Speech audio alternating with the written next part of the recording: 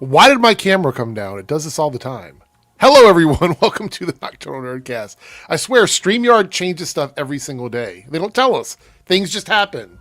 And here we are. Welcome to the Nocturnal Nerdcast, pop culture in the dark. We're going to have some fun tonight. We have a few topics to talk about, but there wasn't a ton of news today. Ironically, we moved the Nerdcast to Tuesday so we could get more trailers, but now we have trailers coming out tomorrow. So that's a problem. But we're going to have fun tonight. We got a few things to talk about, and it'll probably be a shorter stream, just a heads up, only because of that reason. There's just not a lot of news today. But I do have some stuff I want to get into. How's everybody doing? We got Jose in the building. Good to see you. Thanks for being a channel member. Yeah, what's up, Chris? What is up, Reed? Good to see you. Dalton's here. Fetman's here. Jaybird is in the building. Keyblade Master Jeffrey. Taco Bell Agolosi is here. Great name. Captain Max and Screwface. They figured out that I moved. Yeah, that's it. They figured out that I moved to Tuesdays.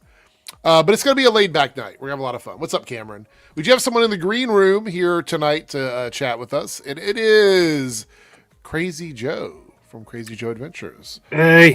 What is up, Joe? Not too much. So a funny story, YouTube suggested some stuff for me for my titles to my videos. And there were 3 titles for my video from yesterday about Daredevil. And I don't know how they determine who gets what titles. Like, I'm not sure how that works, what the system is. But you do the A/B testing and you get up to 3 titles. So I put 3 titles up. I made sure the thumbnail didn't have anything too bad in it. And only one of the 3 titles had a spoiler from last week's episode. And Joe, who hadn't seen it yet, got served the spoiler. Out of the 3 titles, he got served the spoiler title. Did you change the title? No. I would highly recommend changing it so other people don't get spoiled. Well, the problem is that once the thing is going, if I stop it, it won't. I can't do the thing again. So, but what I'm going to try and do moving forward is, even if YouTube suggests a spoiler in the title, I might just put an asterisk in it, or I don't know, like dot or dash or something. I don't know. I'll try something next time. But the other thing was, and as you guys know in the chat, it's the death of a character last week, who I'm being careful about it now, but I don't know why. Every outlet I know is talking about it, and we had a new episode tonight. So, but yeah, it's just the fact that with Vanessa, her storyline and stuff, there was a lot of articles. The video that I made was about an article where the person tried to, did you watch the video at all? Oh, no, I didn't. Okay, all right. But though I do got to say,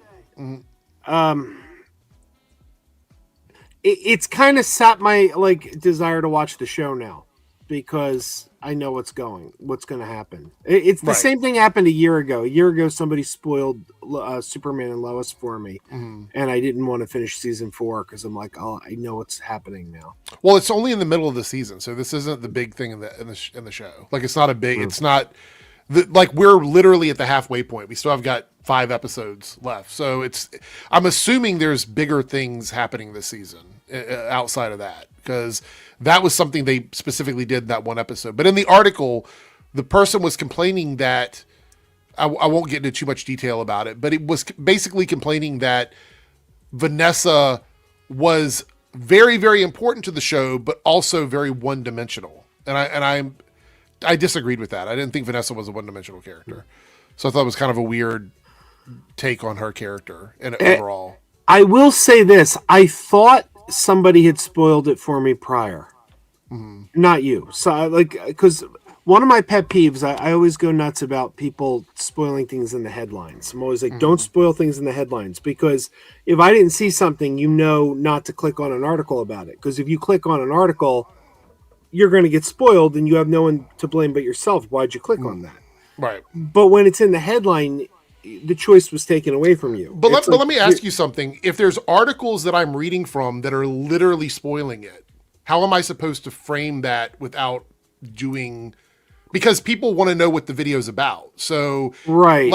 The headline, I've looked at the results. The one with the spoiler in it is getting way more clicks than the other ones are, than the other two. See, I don't know. All I know is where do you draw the line? Is what I'm asking. Like, how would you go about that? Well, it's like I haven't seen it spoiled anywhere else. Like, I've seen a ton of articles that have said regarding the death on Daredevil, regarding the shocking death. So I knew someone was going to die, but none of them have said who died. In fact, I was starting to say, I thought it had accidentally been spoiled for me by another news source, but it turns out it hadn't.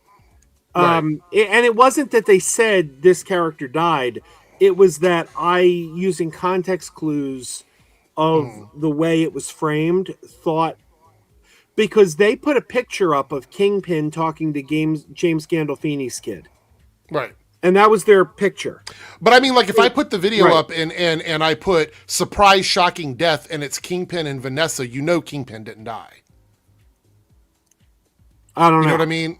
Right. I mean, logically, you're going to pick the character that isn't the most important out of the two. But it's like this source wrote shocking death, and they had a picture of James Gandolfini's kid and Kingpin, and then their headline said something like, "How does it compare to Penguin?" Right. But my issue is that doesn't work on YouTube though. Like on YouTube, it doesn't work that way. Like if I made a video and I put shocking death and I put a different person in the thumbnail, they would say it's clickbait. Right? Like if I did shocking death and it's Daredevil in the thumbnail, they would say, "Oh, this is clickbait." Or if it's Karen in the thumbnail, I would be accused of clickbait. Right. On YouTube, you have to be a little bit more specific about things that you're talking about. But I understand. Like I don't want to like spoil stuff for anybody. But my rule of thumb, I was reviewing the Arrowverse for 10 years.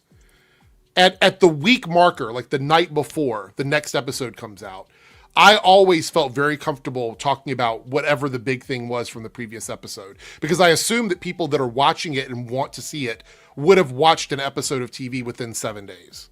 Yeah. Because that's the way I did it back then.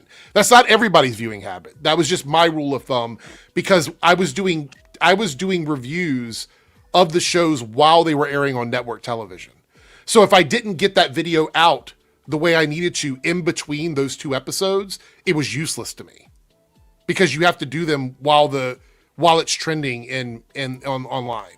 So my whole thing has been like, my rule of thumb is I won't spoil something within like 48 hours of it being on a TV show. But once we get to like the 6-day mark before the next episode drops, I used to not care too much about it. Now, in recent times, I haven't done it as much.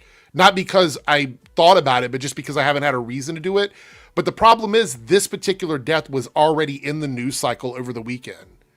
But you have to do clickbait. I don't want to do clickbait though. That's the thing. I don't want to clickbait on YouTube. I don't want my channel to be known as a clickbait channel. I like my stuff to, like, I don't want to put titles that are so open-ended that they don't make sense. I don't want to be that kind of a channel. So that's my only issue.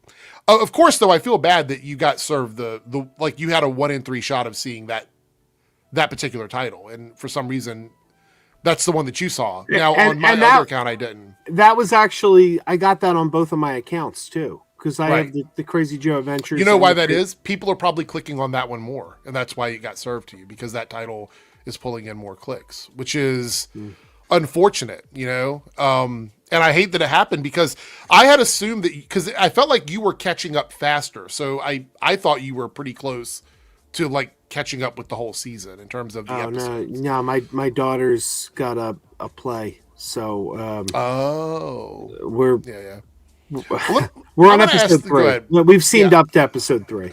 Okay, so I'm gonna do this. I'm gonna ask this because I want to know before I make more content with stuff like that might be in the title. So 3 days after, let's see, or never. Okay.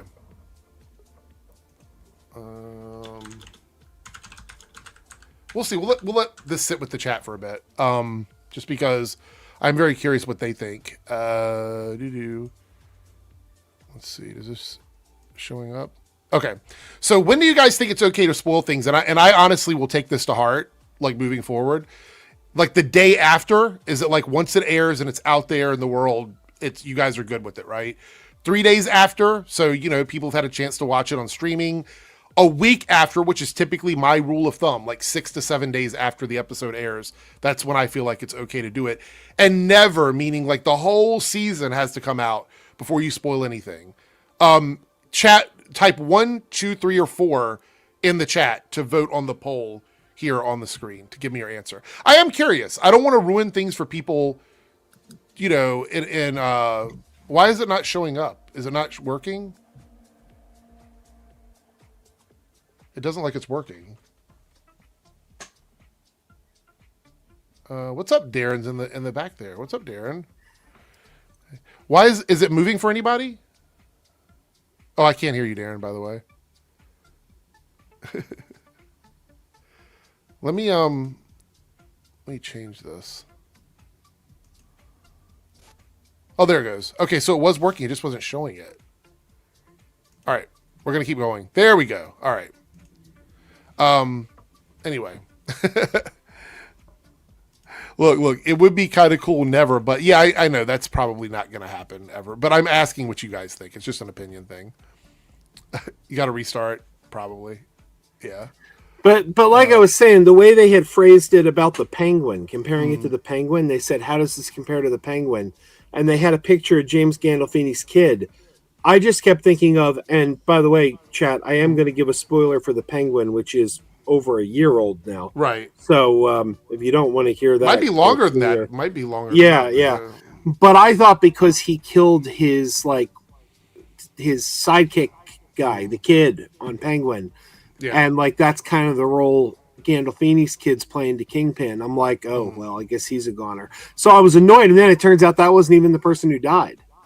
But see but the thing about it is, though, also because of that, how did you know that other stuff was real too? You know what I mean? Other stuff could have been, for example, if I put Vanessa dies or Kingpin dies or whatever in my thumbnail, how do you know that's not a fake out as well? If people are already putting fake pictures up and things like that. Because you blatantly said Vanessa's death, whereas that didn't say this guy dies. It was just I inferred it from the picture. Right, but you could have clicked on my video and I could have been like, Vanessa almost died. Like you know what I mean? Like it could have been a clickbaity title. It might not have even I guess. Now, about a year ago, I think I've told you this story before, about a year ago or over a year ago, I guess, whenever Lois and Clark aired, or Lois and Superman, I was on a stream and it was on CW. I don't have CW. I had to wait for it to go to Max. So I was waiting for them to hit Max. They finally hit Max, and I'm working my way through the season. And I'm on a stream with this guy, Taladia Plays. I don't know if you know Taladia Plays, but he hates Lois Lane. Yeah, you were talking about this, a Superman and Lois spoiler or whatever. Yeah, so out of nowhere, he goes, the new season of Superman's great. Lois dies. And I had no desire to watch the season after I heard that. But he also misrepresented it, because he also left out that Lois dies, but it's a time jump and it's something that happens in the far future, and Superman also dies. Right. Yeah. So no, I get it. So Darren, how are you? How are you doing? You're still muted. Yeah. We can't hear you. Wait, can you hear him, Joe? No, so he's muted for you. Better? Yes, there you go. Better. I'm good. I watched a beautiful episode of Daredevil Born Again tonight. Beautiful. No spoilers, obviously. But... Well, the good news is this is going to be a short. We didn't have a lot of news today, so it'll probably be a shorter stream. So we'll probably talk about that, before, sooner than later. Not with Joe here, because Joe's already got spoiled by my thumbnails. What's the point? I might as well stay. Well, to be honest, there wasn't a ton of spoilers in this episode, surprisingly, but it's one big thing that everybody's been waiting for. But so Darren, you voted 2. Did you hear kind of what I was talking about with the spoiler thing? I told Joe, I come from the days of the Arrowverse where we would wait about a day or two before we start talking spoilers online, and I guess that's kind of just something that's ingrained in my mind. You know what I mean? From those days, I'd say a couple of days. Although my mentality for people, and people don't like this, but I'm like, you are taking a risk if you are going online after an episode airs. I think if there's a thing you don't want spoilers are on, rule of thumb, don't go on Twitter, don't go on See, TikTok. You're going to I be don't spoiled agree for with it. that. I don't agree with that. My feeling is I know not to click on something that's going to tell me something like if I didn't watch let's say Scream 7 came out and I didn't see Scream 7 yet, and I see an article that says discussing Scream 7, I'm not going to click on it because. Well, let me ask you a question. Should it be your personal responsibility to try and avoid spoilers, or should everybody else accommodate you for spoilers? It depends on the kind of spoiler. I mean, I would say for me, in any like a TV show that's airing weekly that has a new episode every week, like something where there's a finite amount of time that you can talk about something before it leaves the news cycle. Like, is it on the person that's trying to appeal to a larger group of people that are engaging in the media, or is it on the individual who's trying to not get spoiled? Like, where's the accommodation lie in that? I'm not judging. I'm just asking your thoughts on it, both of you. Well, it's like I know when I would do things like that on the Crazy Joe's Concession Stand channel, I just would I would mark we're going to talk spoilers. Like I would try not to put anything in the headlines, and I would mark we're going to talk spoilers, and I'd warn people ahead of time. Right. Don't be here if you don't want to hear this. That's the way to do it. Yeah. But okay, like here's my argument though, is I don't disagree with that, right? There should be some common courtesy. There should be a bubble around like brand new stuff. But there's not, right? In the current day, people are being monetized to spoil, right? I can go on Twitter right now and post the final like scenes of the episode, and if I have the blue check mark, I'm getting paid. If I'm on TikTok, I could get paid if my videos do well. Right. People don't care. People don't care about spoilers. So I just think for your own, like, I think you need to know if I care enough about this thing, then I should stay off of it to avoid it. If you don't care, you don't care, right? If you don't, whatever. But also, what like, constitutes as a spoiler? Does it have to be a direct, like, this thing happened, or could it be like a picture? Like, what if my thumbnail, let's put this hypothetically, what if my title didn't say anything about a character, like a death of a character by name, but my thumbnail has a picture of Vanessa being killed? Is that the same, even though I didn't type it out? Because it could be an AI image, it could be something else. Like, you know what I mean? Like, where does that line fall? I have a hard time with it because, like I said, I've been doing this since the Arrowverse days. And you knew if there was a mystery revealed in that episode, you had about 4 days of time to really talk about that before it leaves the news cycle and they start promoting the next episode. So that's why I've always been very kind of open about giving 24, 48 hours. But then after that, I feel like on YouTube, when you're doing a TV show weekly, you have to go as hard as you can in that period of time. That's just me. But I'm going to try not to put direct spoilers in titles and thumbnails. I also think it depends what the studio has given us, right? Like, I won't say it here just in case Joe hasn't seen it, but like, there was a character that showed up tonight that we've known was going to show up tonight for weeks now, right? Or for like almost a year now, and they've been marketing that character all week. To me, that's not a spoiler necessarily, because Marvel themselves is like, hey, this is happening, like, get ready for it. But for some people, that would be a spoiler because they want to experience that on their own. I know Blind Wave is going into the episode not knowing that character is going to appear, and that's awesome. I love that they can do that. So it's definitely a person by person thing. I mean, look, to be clear, right, very quickly, I just typed in Vanessa death, and there was an article from Variety from 8 days ago that clearly in the headline says Daredevil's Vanessa dies. It's literally in the headline, which means it came out the night that it happened. So, like, how much courtesy do I have to give as a small channel when you have outlets like that spoiling stuff? Sure. I mean, I was kind of like that with the leaks that happened a couple weeks ago for season 3. I was like, oh, I am not talking about this. I don't want to spoil anyone that wants to go in blind. And then, like, Variety made a thing about it, Deadline, and, like, discussing film, and they're treating it like news, not leaks. And I'm like, I guess this is a thing we can just openly talk about now, but it's this is all I'm going to put. This is the headline. This was from the 14th, which means this came out the night the episode aired.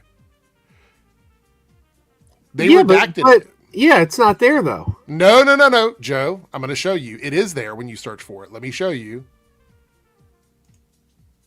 Look at that right there.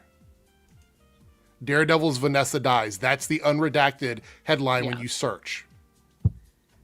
They should have, like, what I am kind of okay with is, like, Daredevil veteran dies in tonight's episode. It's like, oh wait, who died? So what's the point of like censoring it in the article when the Google search spoils it? Yeah. But you put the keyword Vanessa dies. Like, if you didn't put that, would it have shown that? I mean, how would I change the headline of the Google search? You know what I mean? Like, how would I do that? When that went out on that night, that was the headline that went out. Because I actually saw that article. I saw that article on social media, but it had the spoiler on there. Right, in the actual article, but the Google the SEO search is showing the spoiler, which means that if I go in, actually, you know what? Let me do this. I will, because I can't do it. It's hard to do it organically now because it's a week older. Yeah. But if I did like Daredevil episode 5 variety interview, so I can look up an interview. Yeah. So if I type in, let me show you. If I type in Daredevil episode 5 variety interview, like if I'm looking for interviews with the cast, the very first thing is the spoiler. I didn't put death or Vanessa in the headline in the search.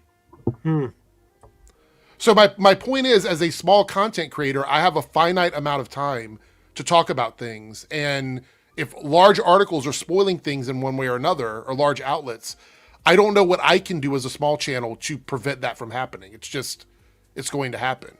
Now, I'm still accepting that there are people that probably don't want me to do it moving forward, and that's fair. Like, I'm looking at the chart down here, the poll, and it seems like most people are going for a little bit longer time on that. And Darren and I probably both felt that 3 days is good because that was the way it used to be with the Arrowverse. You know, in the era of streaming, you know, I don't know what the etiquette is. And Darren, you bring up a good point that people are getting monetized to spoil things immediately on social media sites. No, I remember back in the early 2000s, it was announced in the press. Like, it was announced. Eliza Dushku's returning for like 2 episodes of Angel and 3 episodes of Buffy this season. Right. And I wrote it on a message board, and someone said that's a spoiler, and they asked the moderator to take it down, and I'm like, how's that a spoiler? That's casting. Yeah. So also, and I think Darren might remember this, and we can move on after this because I feel like we've been talking about it for about 10 minutes now. But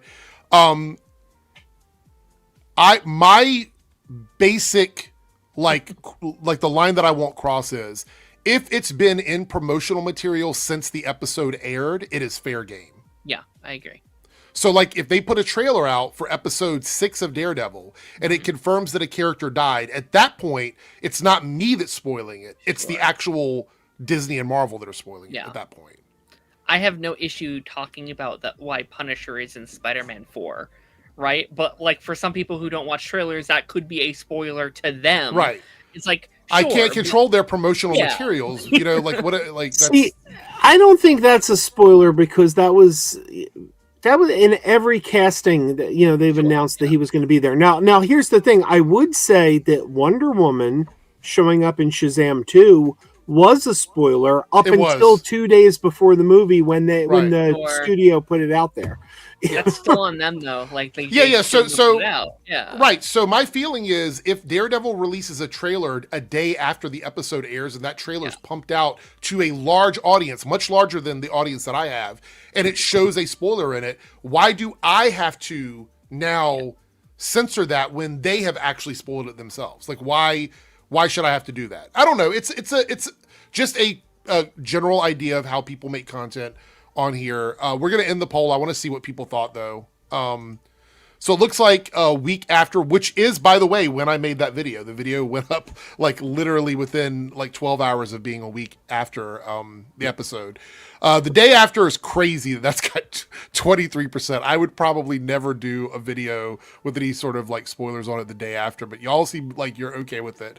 3 days after is the smallest one, but that was back during the Arrowverse days, and never is also in the smaller category. So a week, everybody seems to say like a week after is okay to put spoilers and things. And I don't know.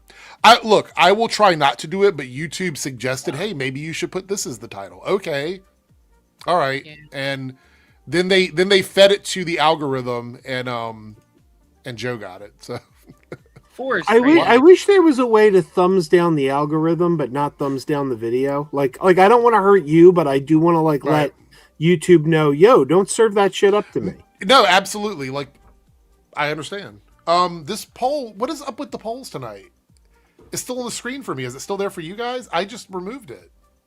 Yeah, it's still there. Oh, help me. Yes. No. There's so many things you can't like fix on YouTube though. Like YouTube thinks for some reason There it they're goes. convinced I speak Spanish. I don't speak a word of Spanish. Wait, they what? They're serving you stuff in Spanish? All my ads are in Spanish. Oh, YouTube okay. just shows me like well not all, but like 90% of the commercials I get are in Yeah. Spanish. I don't speak Spanish. I don't know why they think I do, and there's nowhere to Right. like click on there to tell them, yo, I No. don't speak Spanish. I think you have to go into your actual Google account and Yeah, select the set it. kind of ad you want. Yeah, I think you have to I've done that. But Well, there's there- nothing that- about language That's crazy. preference in there. That's crazy. Okay, so you guys probably know nothing about this. I'm going to talk about this more tomorrow on my solo stream, but I will talk about it a little bit here. So anybody that's watching from the Debunks channel can get a little bit of, I guess, my feedback on this. So there's a content creator named Otterly Noah. I don't know if either of you are familiar with Otterly Noah, who does like debunking videos of channels on YouTube that do like, he does a lot of video game channel debunkings and things like that. A few months ago, there was an allegation that he was plagiarizing other content creators. And he somewhat admitted to doing it in a couple of instances, like copying people's videos, their scripts, and then changing a word here or there, which I don't know. I kind of just talk. I don't really have full scripts of anything, but apparently he writes script. Do you write scripts, Joe or Darren? Do you do like full scripts for No. videos? No, that Oh, wouldn't be me. look who's arrived. Jake has arrived. Boo. But he was, yeah, he was taking people's videos, copying their dialogue, and then changing like one or two words, and then uploading it as his own. That's just plagiarism. Well, yeah, absolutely. And he was also it went further than that. There were instances where he took people's videos and clipped out segments of their videos that they used in their video to use on his video. And I don't know all the details of it, but he admitted to a lot of this.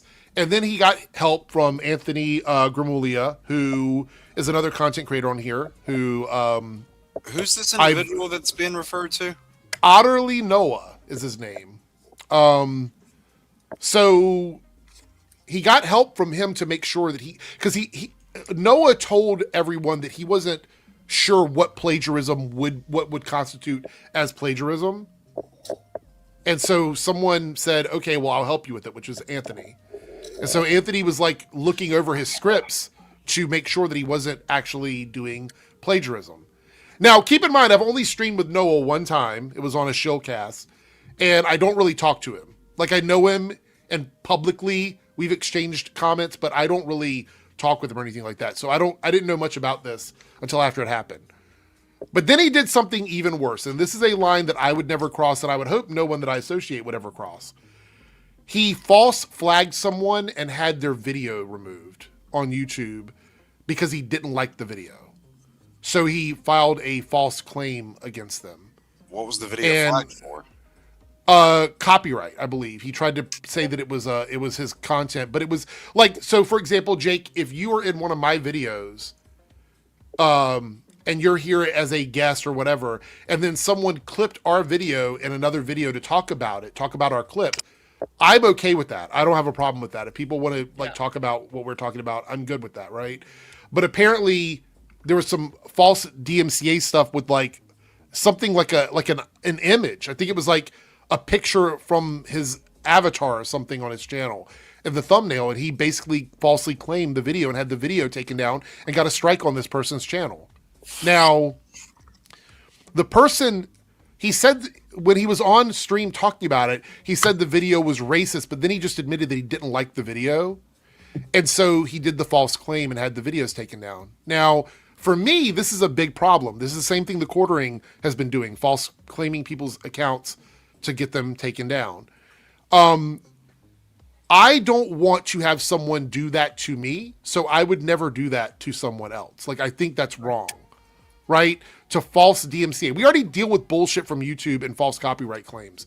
The last thing I need is somebody else on this platform making content like what we're doing and then false claiming videos to get my channel in trouble. I mean, if there's a creator you don't like for one reason or another, like, and instead of going out of your way to try and bury them, just do your own thing and stick to what you do, because more often than not, they will often bury themselves without you having to do much. Well, the thing is that by doing so, the problem with what Noah did outside of the fact that it's ethically fucked is that now you have opened the door for them to false claim other people's videos. So every video that he ever made where he's talking about somebody else, now they can just claim it and say, well, you did it to us, so we're going to do it to you. You know what I mean? Like, you open the door for that kind of abuse of the DMCA system. Yeah, so that's a problem. He essentially opened Pandora's box with that one. But secondly, everyone he's associated with now is also going to be under scrutiny because of this. So it's a really bad situation. And I know that he's taking time away from YouTube. He said he was taking a break from YouTube or whatever. I don't know if there's any coming back from doing stuff like this. I feel like this is stuff that you kind of get known for. You know what I mean? I don't know. Anyway, thank you, Kakarot, for bringing it up. I'll talk in more detail about it tomorrow on my Copecast. So, Big Fieldy with a member chat. Member for 7 months. 7 months, baby. Woo! Thank you, Big Fieldy. By the way, we do have 5 Matt Jarbo. Y'all talking about flagging? Yes, Matt, we are. Not you though. Let me change the size of that so it takes up less of your screen there.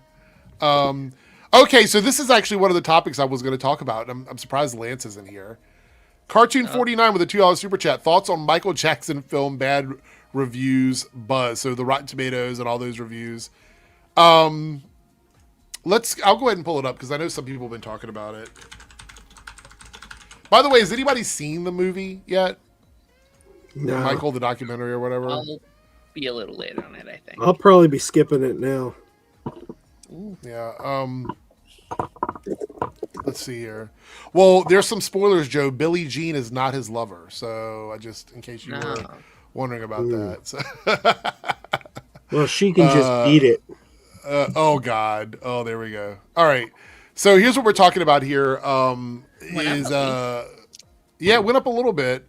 I don't see any. It's gonna go up more once the actual embargo releases.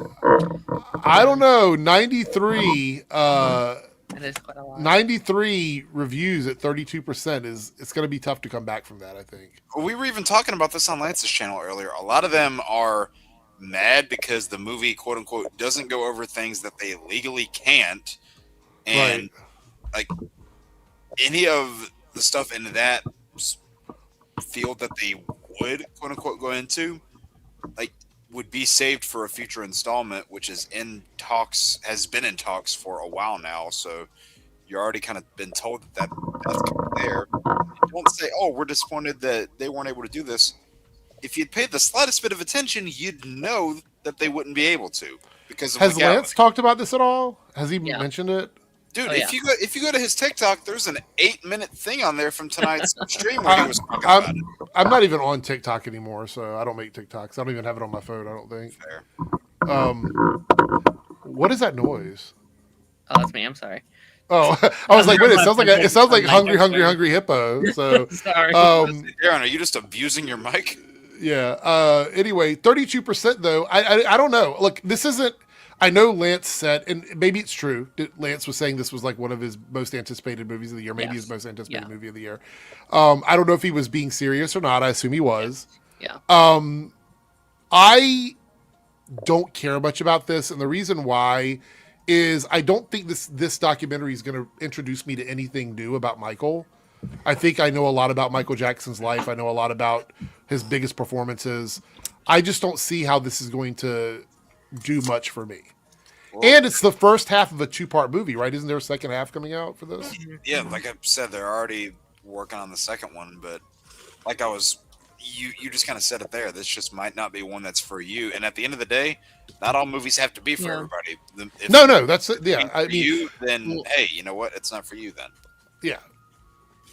Lance does have a good point that I'm kind of like, I do agree with to a point where I'm like, this movie was going to get hate no matter what. Yep. Either people are going to be mad that they're not tackling the topics that are surrounded by this person, or they're going to be people mad that they are tackling the topics surrounding this person. So like there wasn't going to be a complete win.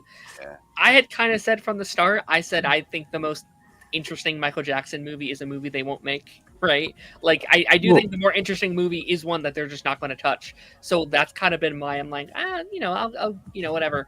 I think I'm going to treat it like a concert, and it's kind of seems like how they are handling it too. Like go in, listen to the music, have fun, vibe with it a little bit. Maybe lower your expectations. Maybe don't expect like peak cinema with it, and right. see how it goes. But 32 is it is low. But I'm curious about the audience, because I think we are going to see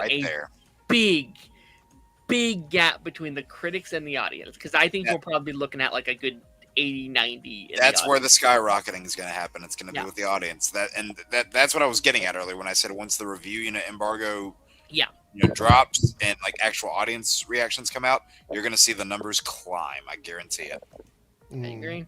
Because because I mean, a buddy of ours, he was saying that when he went and saw The Mummy, the trailer for Michael came out, people were standing and clapping when the trailer showed. So people are going to go see this movie for sure. Yeah. So, and also the second movie is going to cover more of the drama about his life, because a lot of stuff happened in the later years of his life. So, I had worries about this movie from day one, because the Michael Jackson estate's behind it, and his nephew's playing the role. Yeah. So that this movie is going to be very whitewashed. It's going to be, you're not going to get a warts and all documentary when the family's behind it. So I was already like, look, number one, I'm not a huge Michael Jackson fan. You know, his music, I can respect him, but he never was my thing. I'm more into punk rock and stuff. But so this was never going to be my thing, really. But I was if I heard good things, I probably would have gone to see this. But with my already not being terribly interested, and then seeing these reviews, I don't see myself seeing this one. Fair enough. We did have a super chat here from Cartoon49, a $5 super chat. The film is also not a documentary. Right. A biopic and a documentary are not the same thing. What film are you more excited on, Dune 3 or Avengers Doomsday? I'm actually more excited on Dune 3, mostly since I love the first two movies. I already know what Joe's answer is, but go ahead, Joe. Which one are you more excited for? I said it before. You couldn't pay me to watch Dune 3. Obviously, Avengers Doomsday. Yeah, I think me and Joe agree for once. I'm not a Dunes guy. I think that might be one of the worst double features of all time, just because. Not that Dune 3 is going to be bad. It's obviously going to be good, even if I don't like it. But like they're both like two very long conclusions of their storylines. Like I think they're two. Like people want a Barbieheimer, and I think Barbieheimer only works because Barbie and Oppenheimer are so diverse to each other. Like they are on the opposite ends of the spectrum. Dune 3 and Avengers are too similar. One of those movies that you named isn't even a conclusion, because there's another Avengers movie after it.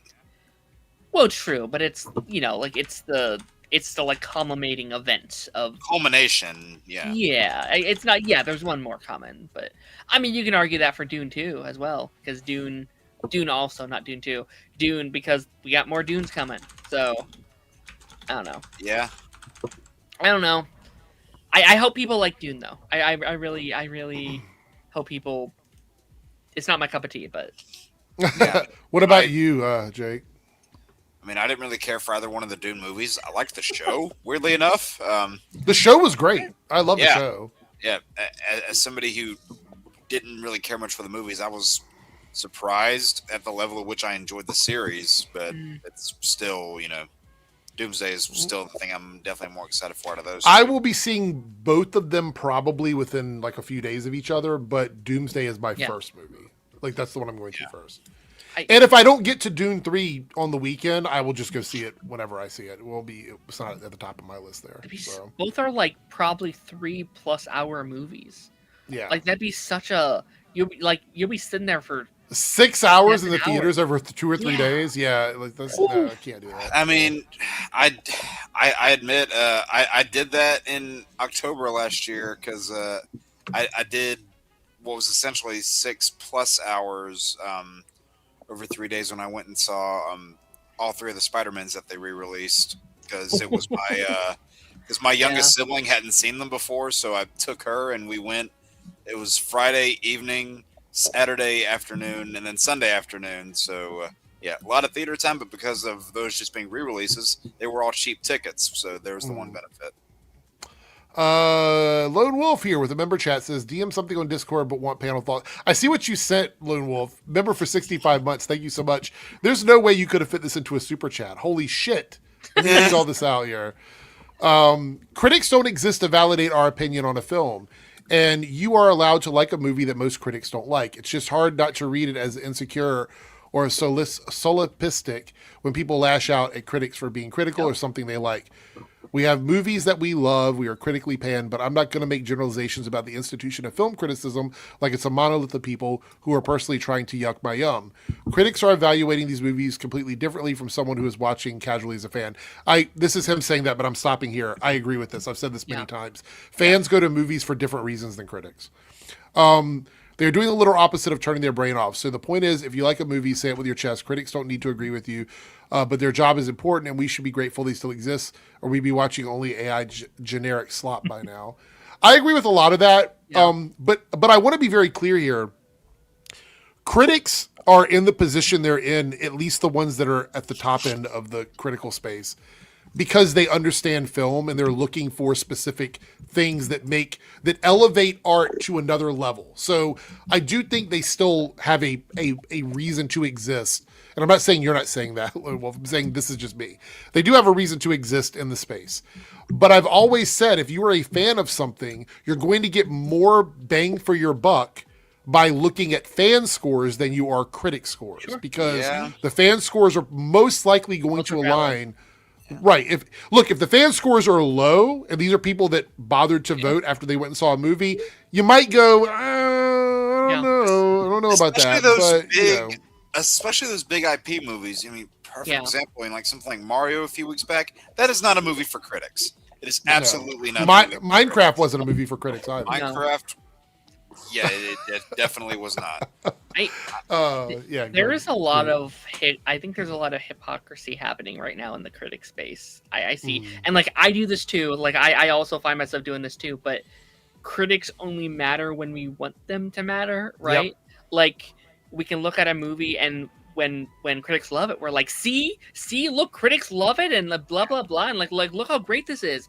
But when they don't love it, it's like, well, like who cares anyway? Critics don't matter. It's like you can't have cake and eat it too. To take that a step further, we let our favoritism play into that.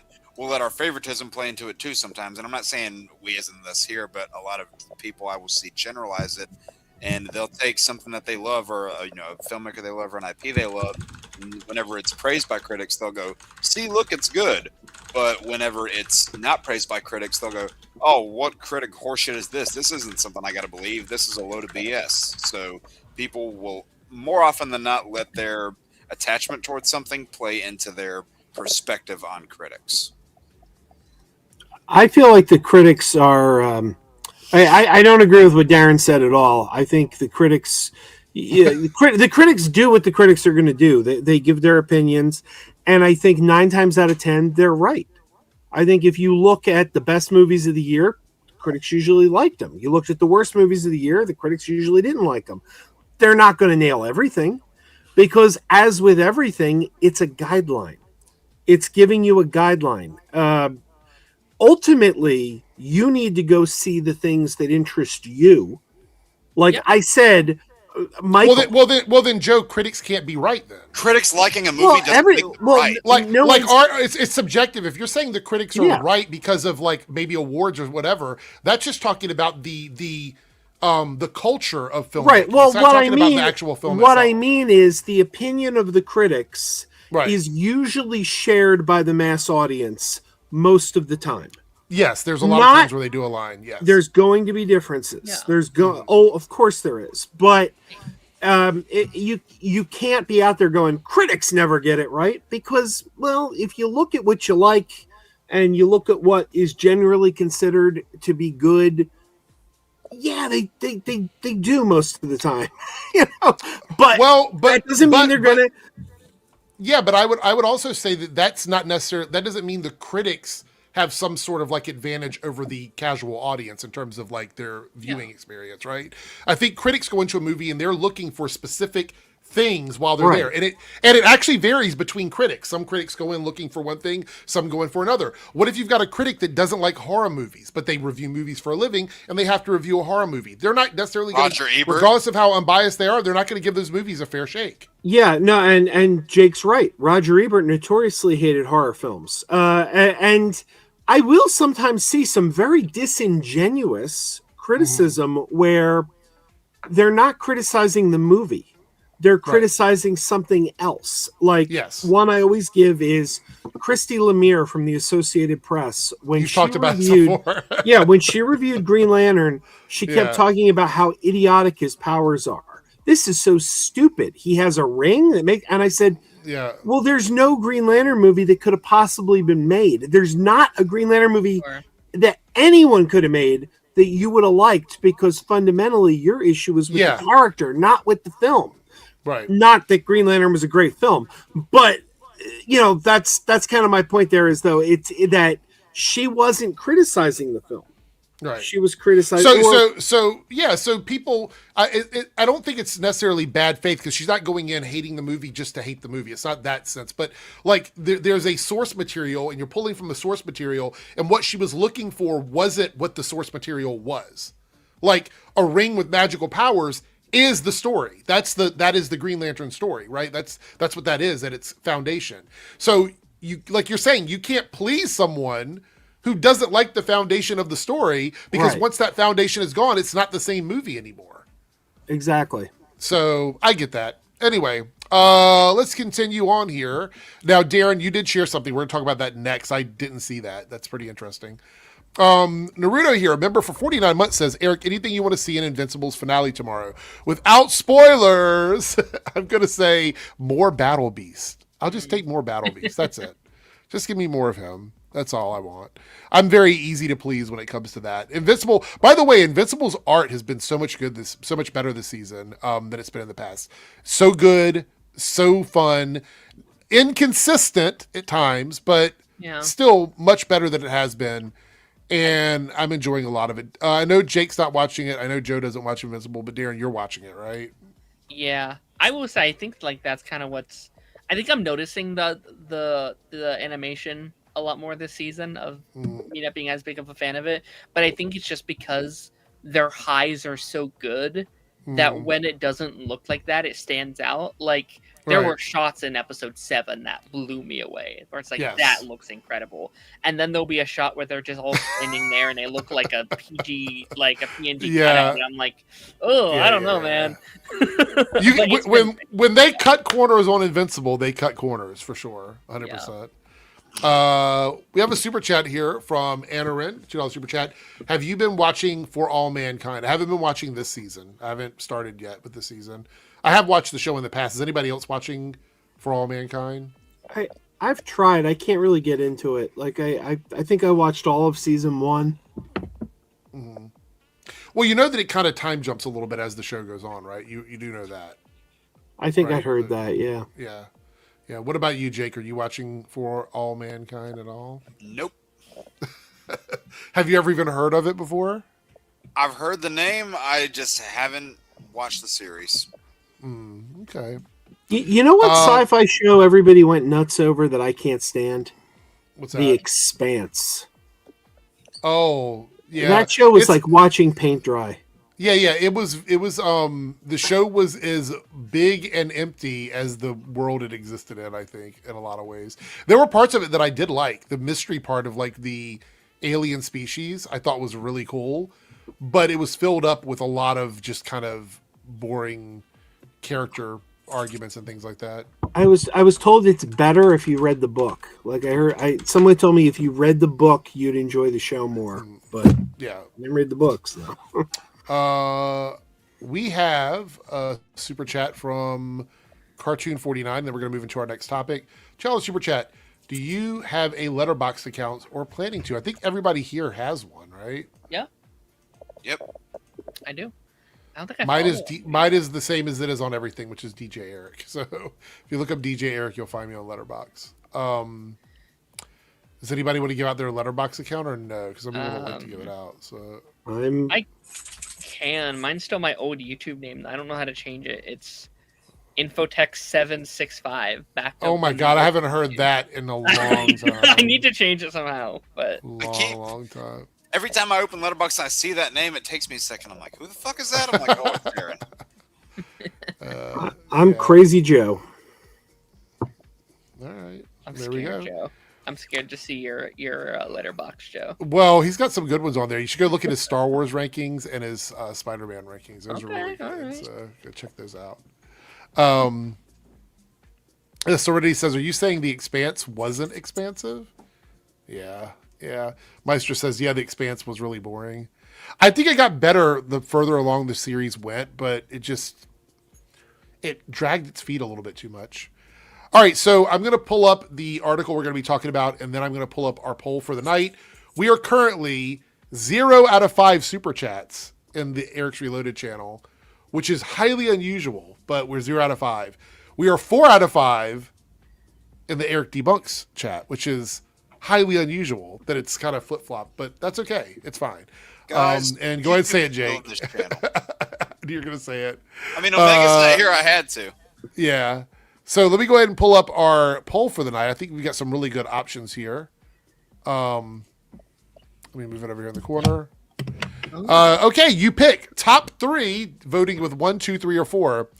Best movie with children as lead characters, which we've never done that before, and there's a lot of movies I love growing up with kids. What's so funny? Me and Darren, I feel like just had a similar thought. What? There's a joke on a stream from a while back. Oh, okay, gotcha. Top 3 ensemble cast films, so movies with like a huge cast of characters. Top 3 rom-com films. Ooh. All right. So there you go. Or top 3 directors and their best films according to you. So the director and then the film that you think that they directed that was your favorite. Darren, don't give me that look. Oddly enough, my favorite director's best film would also fit under best films with child leads. Oh, well, there you go. No spoilers for your movie, for your list, Joe. All right. So we have the runtime for all episodes of Spider-Noir. By the way, who's excited for this show? Because it's right around the corner. Me? I know, Joe, you said you were really excited for this one. ABC, always be Cajun. I will say my excitement went down a little bit once it was announced to be a binge drop, but I'm still excited nonetheless. Yeah, that's like the one caveat that I have, because I think water cooler talk week by week would work for this show so well. Did they announce that? Because I heard that they were doing it like the day after, like each episode was airing the day after. That's on the like MGM thing. They're still doing weekly, but Amazon is dropping them all at once. Yeah. Well, what's the point then? If they're all up on Amazon, why would you watch MGM? Exactly. Yeah, we had a conversation about this, and it was very confusing the first time we were talking about it because, Joe, you had brought up that it was supposed to be on MGM, and all the news that I said it was going to drop on Amazon. So I'm like, how are we going to see this? And I guess they just capitulated to the public and was like, we're just going to put it all on Amazon. So the only thing I have to watch on MGM right now is that Robin Hood show. By the way, I cannot find you on Letterboxd. I'm putting in DJ Eric. Nothing's coming up. Let me see. Hold on. Yeah, I also can't find you. Let me see. My account might have been banned. Oh. What did you do? I rated a bunch of bad movies as number one. So Flash was number one. Bad movies like That's sensible. That's sensible. bad movies Love like the and Fifth Element. Thunder, Justice League. Yeah. Let me see. Sign in. Darren, what did you say your name was? Something crazy, right? You said. I'll just DM it to you. Oh, that's you. I need to find out how to share my or like change my name. I was about to say, you said find out how to share. I'm like, there's a share profile thing down there. Yeah, there is. I think they did delete my account. Wow. Whoa. You're in Letterboxd jail, Eric? I guess. I'll have to make a new one. I'll I let you didn't guys know that know when it's done. thing. Yeah, I mean, it's not showing up. I sent a reset password to my email, and it says the email does not exist. So, Were you sending us spoilers? yeah, that's what it was for sure.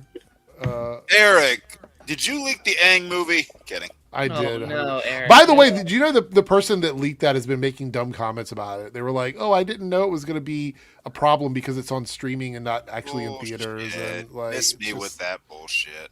Whatever. Well, I mean, there's kind of some news about that today about how it's now showing up on like the Letterboxd like most popular list now.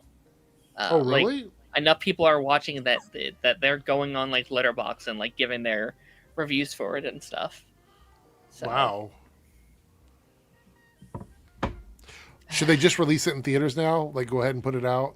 What do you have to lose at this point? I'd like it. I like them too, but With that being said, though, the runtimes on this, I'm happy with this. This is like normal TV Yeah. episode runtimes. Like, if you were airing this with the commercials, it'd be an hour-long episode of television. it's going to be hard to watch it in 1 week before spoilers and stuff comes out. But besides that, yeah, That's true. This episode length means like you'd have to binge a lot to get through Yeah. it for sure. very like Marvel Daredevil coded, whereas it was like 13 50-minute long episodes that people had to watch and before they got spoiled. Yeah, not exactly conducive for your average guy. I think it's fine for most people, but when you're us and you have to like watch things quickly to make content on it, it can be a little strenuous. Shout out to all our reaction friends that have to like edit I that know. as well. That's funny.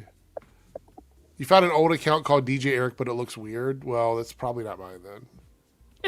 Matt Jarvis says the last Airbender will die in the theater, but not enough fans for it to make money outside of open. I disagree. I well, disagree. wait. Now maybe it would, but I think prior to it leaking, it probably would have done much better. I think if they marketed it enough, it would have done numbers. Hey, Eric, Yeah, are you looking forward to the Aang movie? Be honest. the Aang movie. Yeah, or the fucking Avatar movie. Sorry. Oh, Fucking- Yeah, my bad. I fucked up my words, but you knew what I was trying to say. yes, I am looking forward to it. Yes, for sure. It's still my number one of the year, Is it your number one, really? easily. Yeah. Well, we got this to talk about too. Hold on, let me pull this up on the screen. This is one of Jake's favorite topics. X-Men 97 Season 2 will have its world premiere at the Tribeca Film Festival. Heck yeah. The series is now expected to release on Disney Plus this summer. Do we think this means we're getting a June release? If it's having its world premiere in June? Also, do we think it's going to air or it's going to put out the bulk of its episodes while a movie is in theaters? Do you think they care about that? Or do they want to try and space it out between movies? I think it's an animated show. It's like it's not technically an MCU show. They've done it before, right? You had like, funnily enough, you had Hawkeye airing while Spider-Man No Way Home was in theaters. Right. Actually, finale came out like the day Spider-Man came out, which is crazy to me. When does Spider-Man come out again? End of July. They might be done then. If it comes out like beginning of June, they could air how many episodes? 10?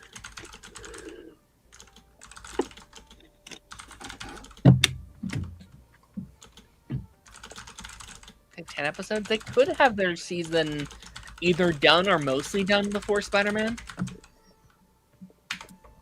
You okay, Jake? Yeah. Speaking of this, I want to talk a little bit about some news about Deadpool, honestly. Ryan Reynolds says Deadpool will be a supporting character moving forward. And I've got stuff written for his return. I don't think I'm ever going to center him again. So we're talking like no more Deadpool movies. This is what he said in the article. I have some stuff kind of written, but I don't think I'm ever going to center him again. Revealing Deadpool's life as a big screen main character might be over as far as Reynolds' iteration of the character is concerned. He's a supporting character. He is a guy who is great in a group. You know what they could honestly do? Just make a series of those like I Am Groot style shorts, but just make it with Deadpool because I think he would work great in that format. I mean, I read this and I thought, Deadpool wasn't really by himself in any of his movies. No, I mean, the first one. I mean, he was the main character, but he still had like a good supporting cast around him. Yeah. Yeah. You can argue the first one, but then like You still movie have 2, you did X-Force and Cable and stuff. Well, even the first movie, you still have like Colossus and other people Sure. there. And the third movie, he shared the title with another character. Yeah. Yep. I think this is smart. I think Deadpool can be too much of a good thing, right? I love Ryan Reynolds. I don't know if I love Ryan Reynolds, but like I love Deadpool. I love the character. But like I said after 3 came out, I was like, I love this movie. Wait a minute until you do another one because too much too fast can get annoying. It Stranger can lose Things. specialness. I like the idea. I do. I like him being a more supporting character. Oh, sorry. I'm wondering if he's in Avengers. Like, I'm wondering if we will get like a little taste of it. Maybe not this next one, but like if he's in Secret Wars, we might get a taste of what that might look like. Like Okay. a trial run of what Deadpool could look like with the other cast, kind of thing. That's fair. Shout out to Anthony Gramulia here. Talked about you a little bit earlier, Ant. All good stuff, I promise. We did not shade you at all when I was talking about you. Anybody else have any thoughts on this before we read the rest of this article about him being better as a group character and not so much a solo character? Does anybody agree, disagree with that? Will Ryan Reynolds be fine with taking just like secondary to side billing after being in the limelight for 3 big ones at that point? I mean, like he's writing it, right? Like, It's his idea. yeah, like this is him saying that. Yeah. By the way, I mean, his movies, like the last one was a massive success financially. Yeah. Yeah. I think it would be leaving money on the table to not look. I don't think you should exploit stuff to the point where it waters it down and it's not good anymore. I think that's bad. But I don't see Deadpool as being a character that's exploitable right now. I think that you could do another Deadpool story. He's a character that you could make tons of stories about Deadpool. Yeah. No, you definitely could. So, Ant says Deadpool is a side character to Cyclops. I wonder if he wants Hugh Jackman again. Oh, maybe. Do you think that he had so much fun with Hugh? He's like, I just want to do that again. It says here if he becomes either The two of them with their own hijinks, that could have been a whole trilogy of films in itself. Yeah. He says it becomes either we're at the end. Deadpool works so well appearing with the X-Men and Avengers, but he always needs to stay an outsider. But his ultimate dream is to be accepted and appreciated. But he can't be accepted. His coping mechanism of deflecting shame through humor works only when he's used to pave over his many inadequacies. And if he does become an Avenger or an X-Man, we're at the end of his journey. Okay. So I guess that goes into my thing of like, will he be in? Right. Yeah. He goes on to say Reynolds also explained at the time that he was leaning towards not making another standalone Deadpool movie because centering Deadpool works best if you take everything away from him and put his back against the wall. That's true. Yeah. That is true. It's kind of what the first movie is. I can't really do that again. A fourth time feels like a little iterative. I can't remember that word. Iterative and redundant. That doesn't mean sacrificing fun, but there's still an arc for Deadpool, which is fulfilling and powerful. So I think what he's saying here is that he wants Deadpool to get what he has desired for so long, which is a family of people to be a part of, which is the whole story with the X-Force. Like, if you think about it, every movie he's just wanted to be a part of a group. You know, that's what he's always wanted. Look at Deadpool and Wolverine. I mean, that was kind of the driving force behind so much of happened in that movie. Yeah, because I mean, the found family he got in Deadpool 2, like that's the whole driving force of the third movie. Is he's trying to save all of them. I really appreciate that he loves the character more than he loves being the lead and like having the spotlight of it all. Like we've seen in these comic book movies, people's fame getting ahead of the quality of the characters. Cough, cough, Dwayne Johnson. Cough, cough. So I really respect this point of view. I really, really do, and I think some cool stories can come of a character being like, listen, I'm still doing this role. I'll play this as long as you want me to, but I'm just gonna be back here. and you know, do we have a character we would like to see paired up with him? Like, is there Deadpool? Yeah, Deathstroke. That would be kind of fucking cool. Like legitimately. It would be cool. But yeah. Spider-Man. Ooh, that's a good one. Yeah. Andrew's though. I'd love Andrew Spider-Man with him. Why? Because Ryan Reynolds kissed Andrew Garfield at that one Oscars thing? I think they'd have a lot of chemistry. Jose says Deadpool and Wolverine. I think you can go watch that right now, Jose. It's available online. Yeah. I think Deadpool would be fun with like the Hulk. I think a Deadpool Hulk movie would be hilarious. Deadpool versus Hulk would make money. Yeah. It'd make a lot of money. Yeah. I don't think they can legally do that, but I mean, shoot. What about Deadpool versus like? I'm not necessarily versus, but if they paired him up with Captain America or something later on? Maybe it would have been. Maybe it would have felt more fresh if it were Steve. Maybe, I don't know. I feel like Deadpool needs a character that's going to allow him to be ridiculous. I think Captain America would stifle that a little bit. I mean, you could say the same thing about Wolverine too, being the old cranky jerk. Yeah, but what I think was funny about that was just how cranky Wolverine was. Like Captain America was more of a Boy Scout. I think there's a difference. Like the cranky old man not vibing with the social butterfly that's Deadpool is funny because of the fact that he is a cranky old man. Like Steve's not a cranky. Well, I mean, I guess there is old Steve, so I guess you could say that.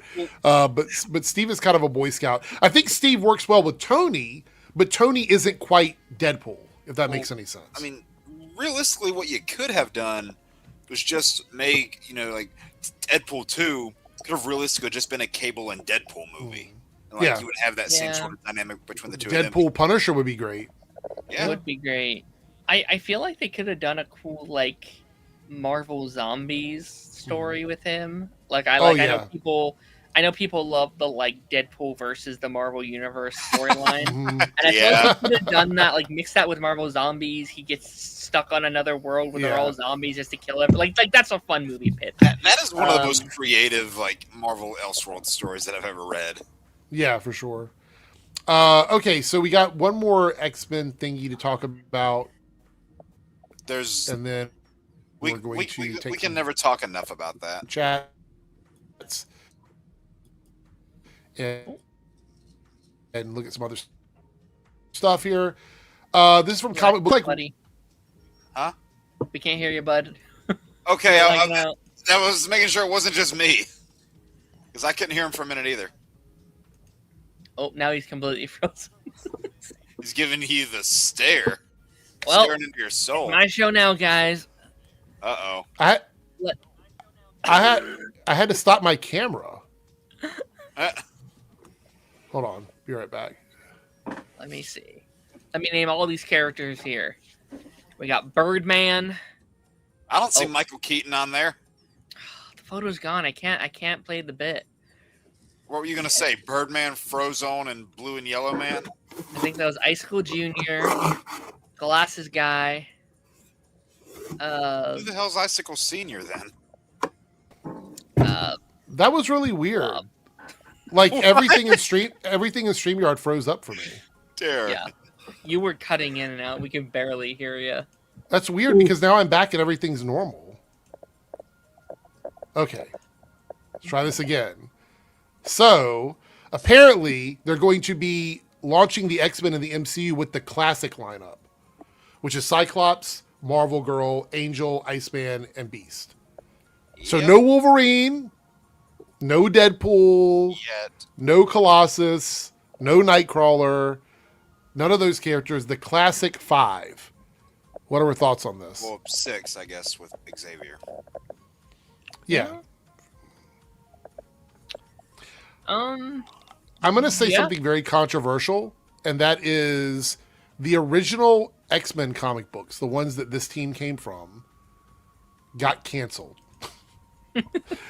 They were canceled. It had to come Yeah. back later after they relaunched the X-Men. And then these 5 characters got much more Yeah. popular when they were X Factor. It's So, true. I play with it a little bit. I don't think you have to stay like on the royal path about this. Like, I think you could probably swap up Iceman if you want. Add in Rogue, maybe. I think Rogue is one I feel like you maybe want there. I mean, I say yes, add in Rogue, but I'd say if you're going to swap any of these 5, Angel would be who I'd swap. Yeah. All right, let me swap out Angel and Iceman and replace it with Rogue and Nightcrawler. And then I love this lineup. Like, Cyclops, Jean, Beast, Rogue, and Nightcrawler, I think is a great starter 5. A great starting 5. And That then is- I think... Oh, sorry, go ahead, Jay. No, so sorry, so good. I was just going to say, like, I think Wolverine works for a banger sequel aesthetic, right? Like, you can have your sequel be, like, the, like, new guy in town making this team feeling, like, inadequate. You know what I mean? Like, make it feel like that big sequel, like, holy shit, he's here, blah, blah, blah. Maybe give him his own movie first. Or TV show. Yep, you did pitch that, Darren. So, I sure did. MCU Facts here says Jake Schreier said he's reading Chris Claremont's comic. Those books never had the original 5. I agree, but then there's been mixed messaging in terms of like what he considers to be the OG X-Men. Yeah. That's the mixed messaging. Because if he says OG X-Men, that is not the all new, all different. Correct. Uncanny that came out in 1975. It's not that group. This is the OG X-Men. This is the original Yes. lineup. These are the guys that came out in 62. We should also, like, I think it's also important to keep in mind, the MCU has never adapted comic books. They take inspiration, they look at the covers and see what they want. This is the same guy who did Thunderbolts. Yep. Right. I love the Thunderbolts, but, like, it wasn't a Thunderbolts movie. It was, like, the Thunderbolts aesthetic. It was, you know, it was the name and certain characters only. And I'd imagine they were probably doing something similar. Like, if this is the lineup, I doubt they're taking storylines directly from those original runs. It's probably just like these characters, this lineup, this aesthetic, if anything. Well, That I'm was going to still talk more about cool. that in a second, but Joe has to go, so we're going to let Joe head out. So, Joe, thank you for stopping in. You're dozing. I can tell you were getting tired, so go check out Crazy Joe Adventures. Yeah, I'm having a crash over here. Okay, well, go crash out, and we'll see you next time, Joe. I was going to say that the stories that came with these characters, the original stories in those lineups, which eventually became classic X-Men, which when they relaunched them with all the covers by Art Adams and stuff like that back in the 80s, those stories are okay, but there was a reason why they were canceled. Yeah. So Some of them are good and some of them are not great. when Darren brought up the whole Thunderbolts comparison, like as somebody who was reading Thunderbolts comics, you know, as soon as we got like a general premise of what, you know, the movie was going to be and specifically what the roster was going to look like, I kind of already anticipated going into the movie. I'm like, all right, this is probably going to be Thunderbolts in concept only. You know, have a few of these characters been Thunderbolts before? Yes. Is this a traditional Thunderbolts movie? No. But for the kind of movie that they were going for, I'd say it was almost better for it that it wasn't so traditional. Now, would I have wanted to see some of those traditional Thunderbolts members, especially, you know, like ones we have in the MCU right now, like Bullseye, Swordsman, Matt Gargan? Would I have wanted to see some of them there? Maybe, eventually. Probably not some of them, but Yeah. But like, would I have liked to see that? Yeah, but he did something different. But at the end of the day, like I still got Thunderbolt's feelings from that movie, and I feel like it'll be the same thing with X-Men, which is a way more known name than Thunderbolts. I mean, think like what did X-Men '97 do? Like it told beats of stories that you had known, wasn't going like page for page out of things that happen. It still told kind of its own story, but at the end of the day, it felt like the X-Men, and I imagine this will be that same sort of thing. And I think that's also a good point. Is like, if I was trying to make the most money, I would also just do the like '97 lineup. I would like just do that minus Wolverine, and then maybe minus another one just to make it feel a little original. And I would not be shocked if it's that at all. If it is like Cyclops, Jean, Beast, Rogue, maybe Jubilee, Maybe Gambit's not there yet, but yeah, Gambit feels like a sequel character. Gambit feels like a down the line. Again, like sub him in for like a Nightcrawler or something. Or well, he and Rogue like debuted. I didn't see this one from. He and Rogue debuted in comics around the same time, so maybe you introduce them together. Could you imagine Deadpool versus Moon Knight? I didn't see that, Anthony. Oh, I know Darren would love that. I mean, wasn't there Moon Knight news this week? Did you see that, Eric? No, I didn't see that one. Was it real? Is it real news? It was an Oscar Isaac interview about what he wants to do with Moon Knight. Because he's on that Beef show right now on Netflix, which, by the way, is really good, but it's a second season with a brand new cast, so it's almost like an anthology show. So I'll find the quote. Okay. All right. We have a super chat here. We're 1 out of 5 now. In the Reloaded channel. Did you see the Metro 2039 game trailer? I saw a gameplay trailer. Is that the one you're talking about? The gameplay, South Texas Shark? We could definitely watch that here, for sure. But let's see. So what does this say over here? Let's see. Ooh, this is good. So, it says here that Oscar Isaac reveals that Marvel Studios has had talks about doing a Midnight Sun project. Thoughts on this? I could see it. I would love it.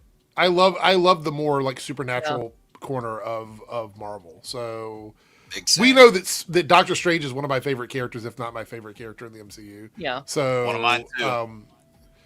Yeah, I would definitely love it. If we're talking like specific MCU adaptations, Strange is my number 2. I would not be shocked if they were like, okay, I mean, that's a character people like, but we don't want to do another show. Werewolf by Night's getting that sequel. Throw them in there. I know they've been struggling with that Blade project. It would not be the first time Marvel introduced a character in a group project first. If they were like, you know what, fuck it, we can't get this right. Let's just do this first. And would you want Wiccan in it, like Wiccan in the Midnight Suns, or no? I'd rather him in Young Avengers. You know what else they could do onto that? They could really pull something deep within the confines of the toy chest. Bring back Robbie Reyes as Ghost Rider. Ooh, Ghost Rider. Yeah, I would be down for that 100%. Will they do that? Probably not, because it's a good idea, and they don't do those apparently. You could have a Doctor Strange element in the movie, like maybe not him directly, but you can have that like side of the MCU at play. Maybe like a Wong cameo or something. Yeah. I've already said what I would love to see them do with Strange and the more supernatural side of things. I've said what I would like to see down there on numerous occasions. Will that happen? Probably not. But also, you guys, it looks like right now the one that's winning on the list is Ensemble Cast Films. Oh, it's tied. And, tied right now. Oh, it is. It is. You're right. It is tied with directors and best films. So if we hit look right now as it stands, if we hit that goal, we have to do a tie. If it stays tied, so it's a 2-for-1. That just adds more topics to a game night. It does. Which, by the way, we'll be doing another one of those in like a week and a half. I think I'm going to do another Monday night, like not this upcoming Monday, but the Monday after. I'm guessing there isn't anything tonight, right? Tony, yes, no, because bring we're back doing Nico. Daredevil. Yes, So- Tony, bring back Nico. That'd be so No, sick. yeah, Nico. I also forgot about Nico. I'm not. No, we're not doing game nights on Tuesdays because we talk about Daredevil at the end, or at least I Yeah. talk about Daredevil at the end. Whoever sticks around. This is the trailer for Metro 2039, and this was South Texas Shark tip for this. So let's see what this trailer is.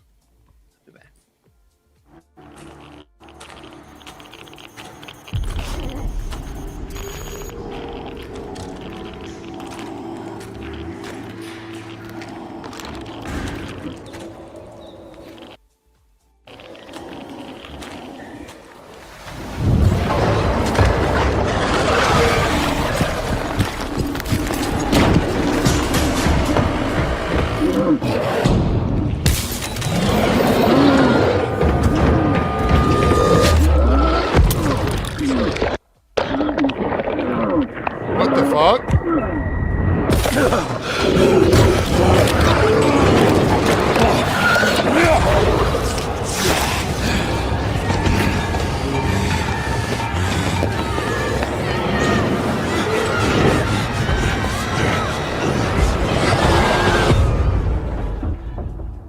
Wow.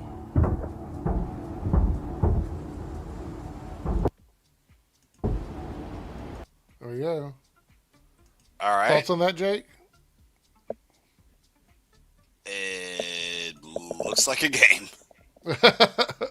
Pretty interesting, I would say. All right, we have one more topic here, one more main topic or topic that I had in the shoot here. Let me see if I can find it. I think it's up here at the top. Oh, is it Clayface? Yeah, I wanted to look at the promo. Sorry, because we should be getting the trailer tomorrow, I think, of Clayface. So, where'd all of it go? I think, okay, so this is the one from Discussing Film, but I don't see...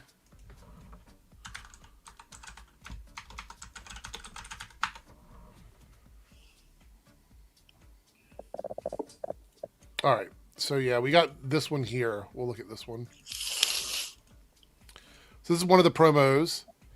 Gotham Medical, issue 25, the new face of regenerative medicine. Exclusive interview with Caitlin Core. Mental Health Revolution.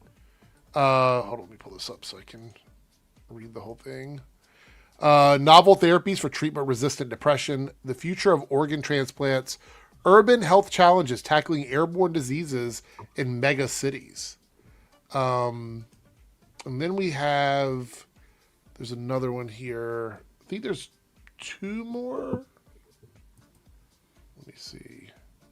There's another one. Oh, here it goes. Where he's on the cover of a magazine. Yeah, I saw that earlier today. This is pretty cool marketing, to be honest. Yeah, I like it. And then we had this one here. It's giving Wonder Man. It's giving me Wonder Man vibes. It seems like they're kind of mixing the origins of Hagen and Carlo a little bit. Yes. Actor Matt Hagen brutally attacked, and it looks like the slash on the paper is supposed to look like a slash on his face because of the whole Clayface stuff. Look, I have been very lukewarm on this movie, not because I don't think it's going to be good. I actually think it's going to be very good. I think it's going to be a really good movie. I think it's going to make a lot of money because it's a very low budget film. For And they can just market it as body horror. Like people who don't know who Clayface is are still going to be interested in body horror movies, and it'll. I wouldn't be surprised if they detach this from DC completely in the marketing. They probably will, if I'm being honest. I don't think we're going to see like a Batman reference. I don't think we're going to see anything. I think it's going to be marketed just like any other scary body horror movie that we've had.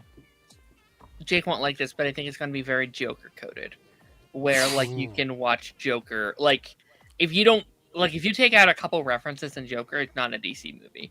It's like it's a killer clown movie, which I think is kind of a strength at times. Like if you like that movie or not, I think it did so well because of that. And like I if think they get rid of the Waynes, remove the whole Bruce Wayne thing, they move to like a generic city that's not Gotham and call Arthur the Clown or something, then it's a completely different movie. I think this is going to be the most successful DCU project up until this point. In money wise, because it has such a low budget and it's coming out at Halloween. I like Superman obviously made a lot of money, but it had a big budget to make back up. Clayface is not going to have that problem. Clayface isn't going to have this massive budget they have to climb up the hill for, I feel like. Sure. I'm just excited that we're getting some diversity in tone in the DCU. You know, I think that's what a lot of people have been asking for. And We're diversity in director taste. Yeah. So we got Supergirl coming around the corner. We have Lanterns and Clayface. All three of these projects look very different. You know, obviously Supergirl, people keep saying it looks like a gun movie. That's fine, whatever. It's just, yeah. Why? Because there's a pop song in the trailer and it takes place in space and it has an animal in it? Yeah. Get out of here with that. But also Lanterns looks very sort of Yellowstone coded. Yeah. And then this movie is obviously going to be body horror, but it all exists in the same world, which is, I think that's kind of interesting. That's been DC for decades. That's their strength. Yeah. That was my favorite thing about that like original announcement that Gunn did, where it was like, okay, you have the classic superhero in Superman, and you have like the sci-fi epic in Supergirl, and you have the comedy in Booster Gold, and you have the horror movie in Swamp Thing. Would those movies ever come out? Probably not. But I liked his stance on like individual director storytelling.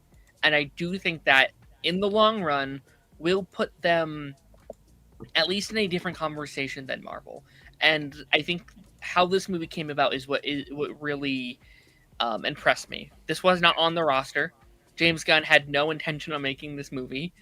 Someone came to him and was like, I really want to tell the story. He gave him the script. And he's like, yeah, this looks great. Do it. Just start making it. And that never would have happened at Marvel. Like that's not how their machine works. There goes through so much planning and, you know, years and years of storytelling. You can't just pitch a movie and have it be made.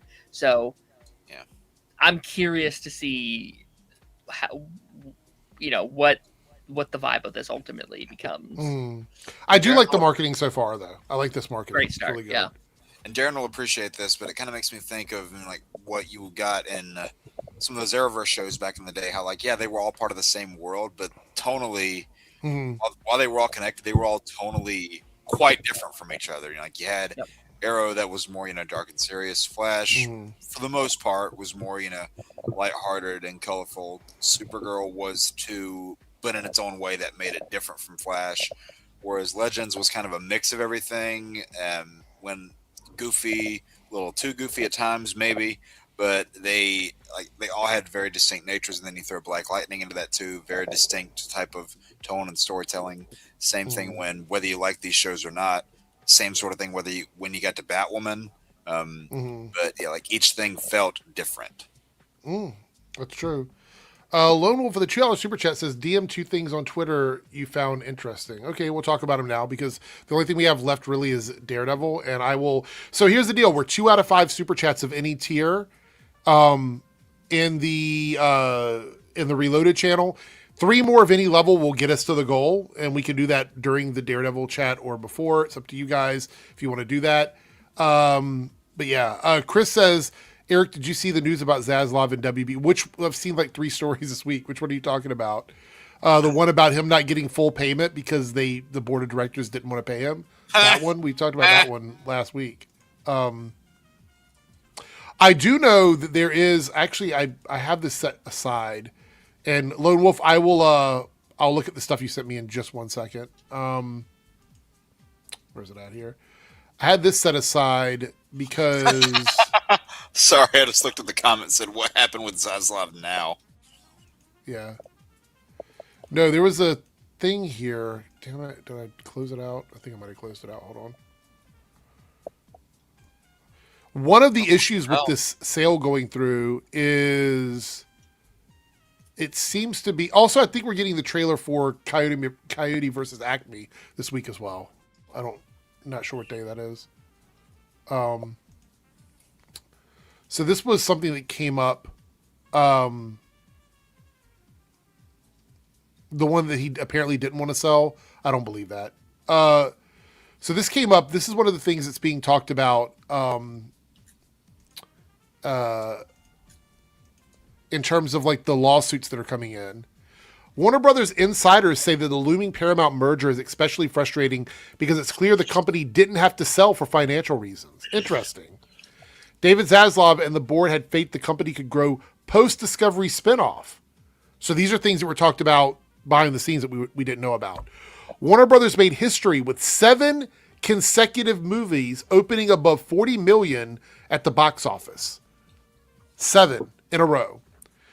HBO Max recovered from a $2.1 billion loss in 2022 to a $1.4 billion profit in 2025. Warner Brothers Films and TV operations had a standout year, wrote analyst Robert Fishman in his review of WBD's 2025 full-year financials. And then there's a snapshot here of their movies. Warner Brothers makes Hollywood history with 7 consecutive movies opening above 40 million at the box office. This is not a studio that needs to sell. They're doing better than Paramount. No. Why is Paramount buying the company that's doing better than them? I mean, look at the 2025 they had. That's the best year they've had in a minute. I would not sell if it were me. If I've said that once, I've said it 1,000 times. It's just like, it's so baffling to me that you have a company that is going to be over 100 billion in debt buying a company that is profitable. And they're not even going to be able to meet the quota of films that they're putting on themselves. No. And that's without Warner Brothers being merged into them. And apparently Netflix now is buying a studio somewhere in California, I think. I saw that earlier. They're getting ready to like ramp up their movie production. So there you go. Kind of weird. All right, let's see what Lone Wolf sent over. Did you send it on Discord?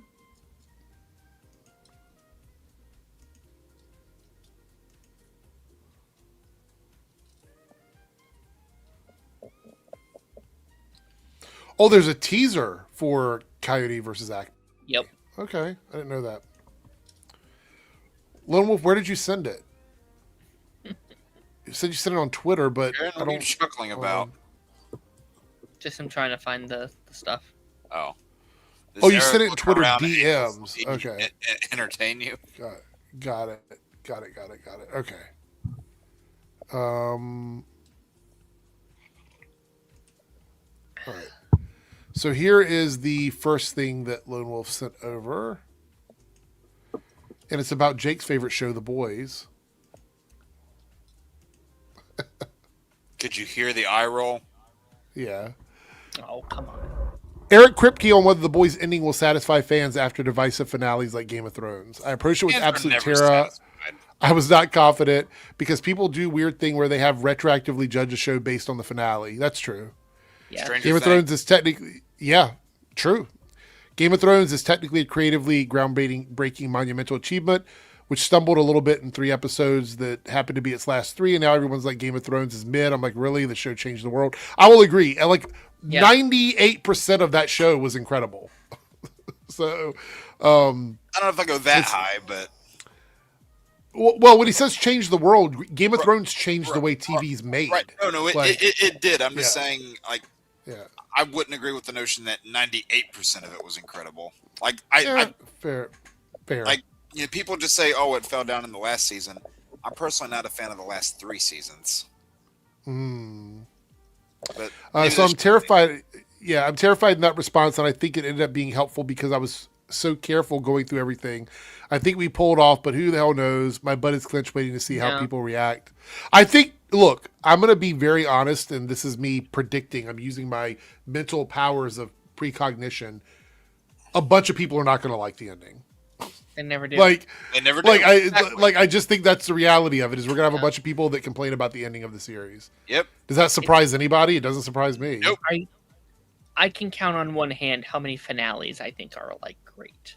Like Yeah. finales is the hardest thing about making a TV show is wrapping it up. It is hard. It is really hard, especially the longer a show goes. It's tough. And I think it's interesting. They opened, I guess, like slight spoilers for episode 1 of the season, but like they make a joke about it. Like they make a joke about like how ending a show is hard to do, and like they compare it to Lost, which I think is a high bar because I think they're one of the few endings I really like. Hot take, I know. But so it's like I'm interesting because if it's bad, that's a weird line to put in there because like they're kind of making fun of themselves a little bit in an interesting way. So I hope they can wrap it up. They also have the struggle of not fully wrapping everything up because they have like 3 spin-offs on the way. So so like you need to wrap up the show while also not completely closing the door on everything else. We also had this here. A Japanese man has been given a suspended prison sentence for running a spoiler site that included Godzilla -1. Court ruled his detailed plot summaries violated copyright law. His website published near complete descriptions of the films and series, including transcribed dialogue. The site generated over $239,000 in ad revenue. Yikes. I wonder, is copyright different, I guess, in Japan than it is here in terms of like what you could do? Because here we get spoiled stuff every day and nobody goes to jail for it. I'm assuming the laws are different. You know what I mean? Like, he didn't release the movie or clips. He just talked about things from the movie. I mean, R.I.P. Canada Graphs. He would be... he'd be doing, like, life in prison for all of his photos. Yeah. So. And wait. Why am I getting 5 extra years added to this sentence? They said, well, you took a picture of this one actor and then he had to lie and say he went to a birthday party. Wow, there's little tidbits of news everywhere today. I didn't even see this story. Let's talk about this one too. Yeah, I thought that one was interesting. Yeah. Or not interesting. A crew member A crew member for How to Train Your Dragon 2 has suffered severe injuries following an accident during production. Special effects technician severed multiple fingers on one hand during an incident involving a saw in a workshop. Don't put your hand in a dragon's mouth. What? Sorry. What? That sounds like a lawsuit to me. Yeah, Right? I mean, Yeah. this Sounds is like a lawsuit. bad. All right. Sorry, I don't mean to laugh. Obviously, this situation is not funny. No, it's That's just a kinda horrible, horrible crazy. thing. Yeah. All right, we're gonna do the trailer now for the teaser trailer for the trailer of Quite a bit of footage in here, Agnew vs. though, Guido. which is why I shared it. There's, yeah. Okay. I'm excited for this, and I do believe that they're working to amp up the promotion for this. I think I read that they're getting ready to go into like a huge promotional cycle. So here we go. Hi, Will Forte here. Tomorrow we're dropping the trailer for Coyote vs. Acme. Yes, the long-anticipated, once-canned movie is finally coming out. The trailer is going to blow the roof off the whole Acme conspiracy. Oh my God. So if you're seeing this, I just want to confirm a few things. I am not hiking near any cartoonishly tall cliffs. If a piano is being moved into a tall building, I am on the other side of the street. And I have never bought, nor will I ever experiment with TNT. If I am flattened, exploded, launched, dropped, or otherwise removed from existence, that would be extremely suspicious.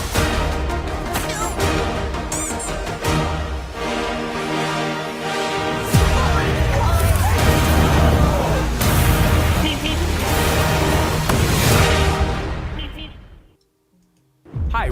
Well, that's interesting. You know, it's funny because this opens the door for Batgirl.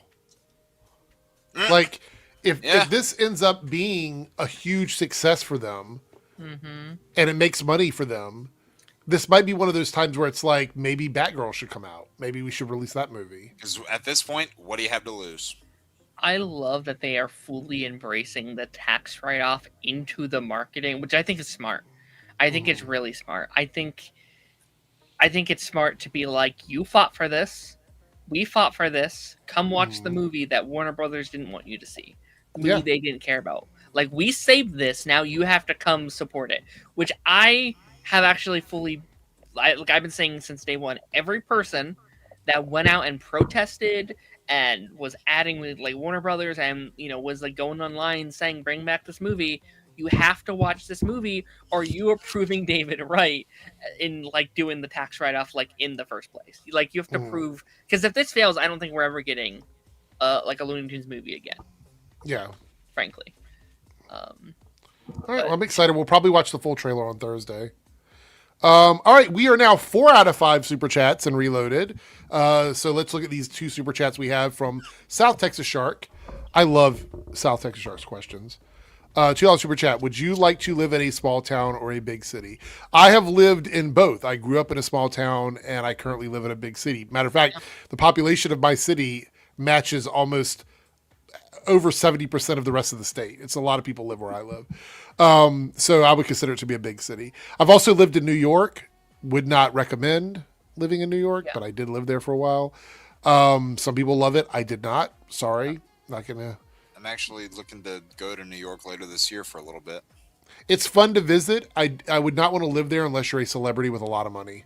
No, I've got friends that live over in the West Village area. I don't know if you know where that's at. Yes. Yeah. They're literally having to take studio apartments and throw 3 people in there. That's how bad Yeah. it is. Fun story. When I lived in New York, I had a studio loft apartment with nothing in it except for dividing those walls that you can move, the divider walls or whatever. We had a bunch of those. The toilet and the shower had dividers around them because they didn't even put walls on that. So that was just sitting out. Like, we had to cover that up. The kitchen was a kitchenette. It wasn't even a full kitchen. And it took 4 of us living there to pay the rent. So, yeah. What about you guys? Small town or big city? I live in Ohio, so it's mostly small towns. Every movie I've seen of like New York City or like LA looks miserable. So I'll take my small town. Small town vibes seem nice. Give me like a Smallville.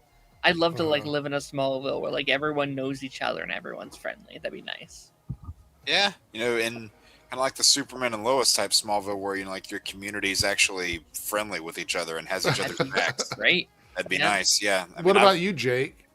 Well, I've lived in both. I've lived in big cities and small towns, and now I'm currently where I'm at. It's kind of a mix of the two, but it doesn't have that same, unfortunately, when you go kind of into the heart of the area, it's not that same sort of loving community that you would see in other areas, which is why there are certain parts of it that I kind of stick to. But I don't know. I feel like that question kind of just depends on what point you're at in life. Tony says, Eric, you didn't get into fight with the rats. No, thankfully we did not have a ton of rats where I was at in New York. Next super chat from South Texas Shark, $2 super chat. What is your favorite menu item? Oh, that's... Depends on what kind of menu we're looking at. Okay, so I'm going to go with the thing that I crave the most, and I always order it, even though it's a side item, but I will have it delivered because I love it that much. And this is a awful junk food item that is not good for you, but it tastes really, really good. And that is Little Caesar's Italian crazy bread. Mm-hmm. You almost had me. I like their Italian crazy bread, but their like rectangular shaped cheese bread.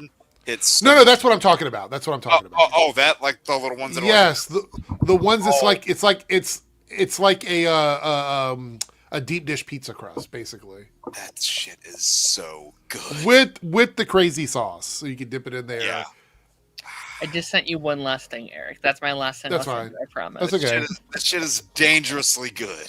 Does anybody else have any favorite menu items or from Little Caesars? I love their pretzel. Well, no. It doesn't have to be from Little Caesars. That's what I pick. So they have that like pretzel pizza. The like. Oh, that's good too. Pizza. Yeah. Dear God, it's delicious. I'm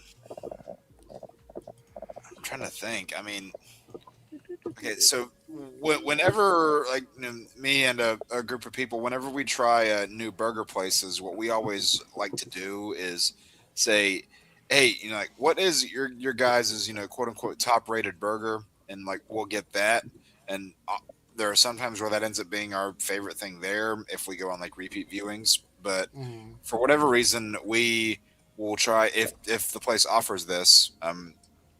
We've tried to cut back on some of this, but we all really love cheese fries, so we want to try theirs out.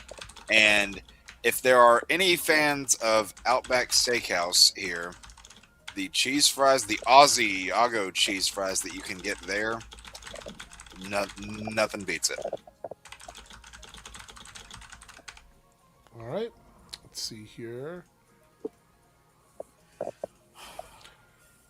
All right, so we're going to take a look. Darren sent over a video. Will it get you copyrighted?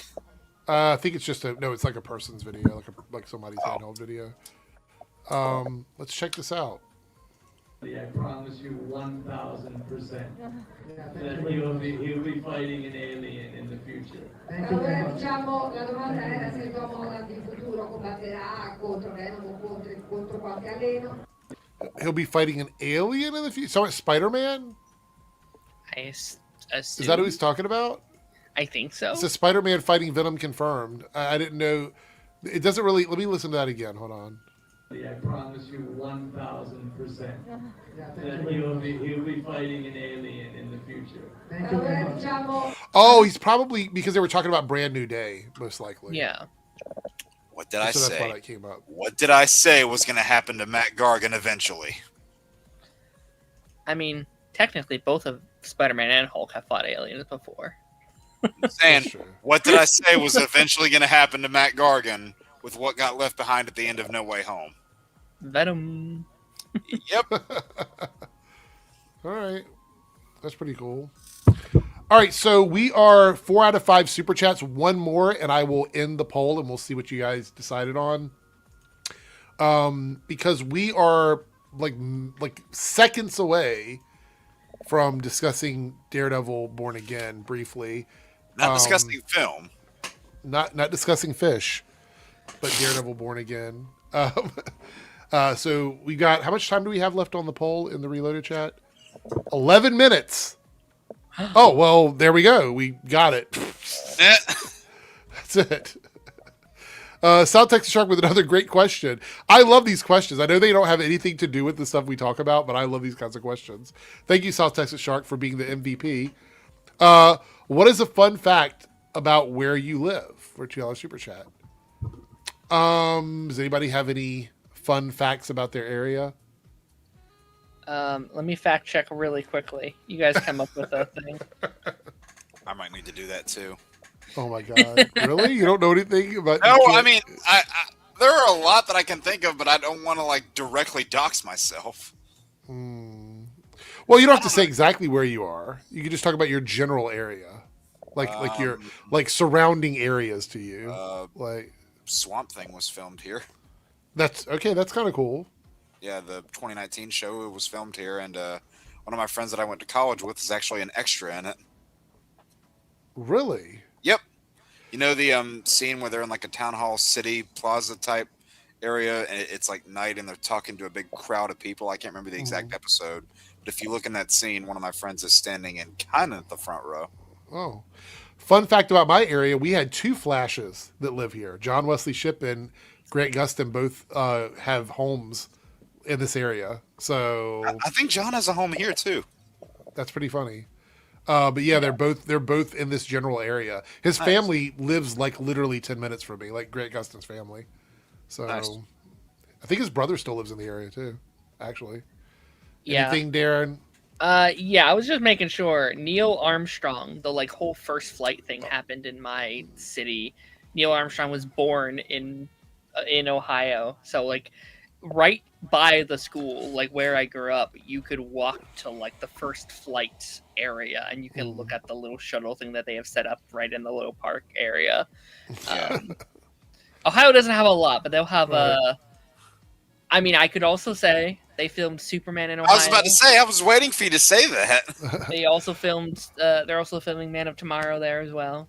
All right, guys, you got 1 minute to vote on this poll if you have not. 1, 2, 3, or 4. to vote before we wrap this up, and then we're going to talk briefly about Daredevil because we're already at the hour and 50-minute mark, so we'll probably do about 15 minutes on Daredevil. Honestly, this episode is a very quick, like, what did you think of this? What did you think of that? There wasn't too much to go into detail in that I will not be, because I'll be reacting to the Daredevil podcast where I'll talk more about it there. But we'll talk about it. And if you guys want to super chat and keep the conversation going, you can. That's up to you. But we're going to go through each topic. I have a little cheat sheet of stuff to talk about. Cheating. Yeah, a little cheat sheet. Did you watch this week yet, Jake? Oh, what? Daredevil? Daredevil. Yeah. Okay. Just making sure.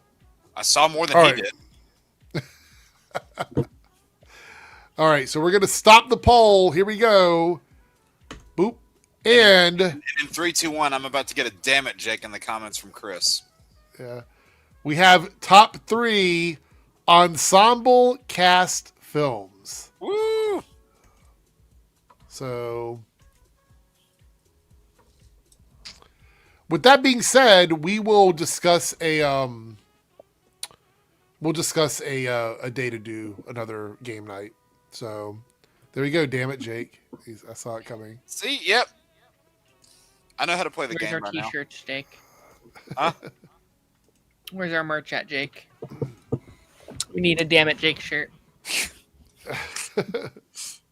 All right. So with that being said, everyone, we are getting ready to move into Daredevil Born Again season 2, really season 5 of the show, episode 6 called Requiem.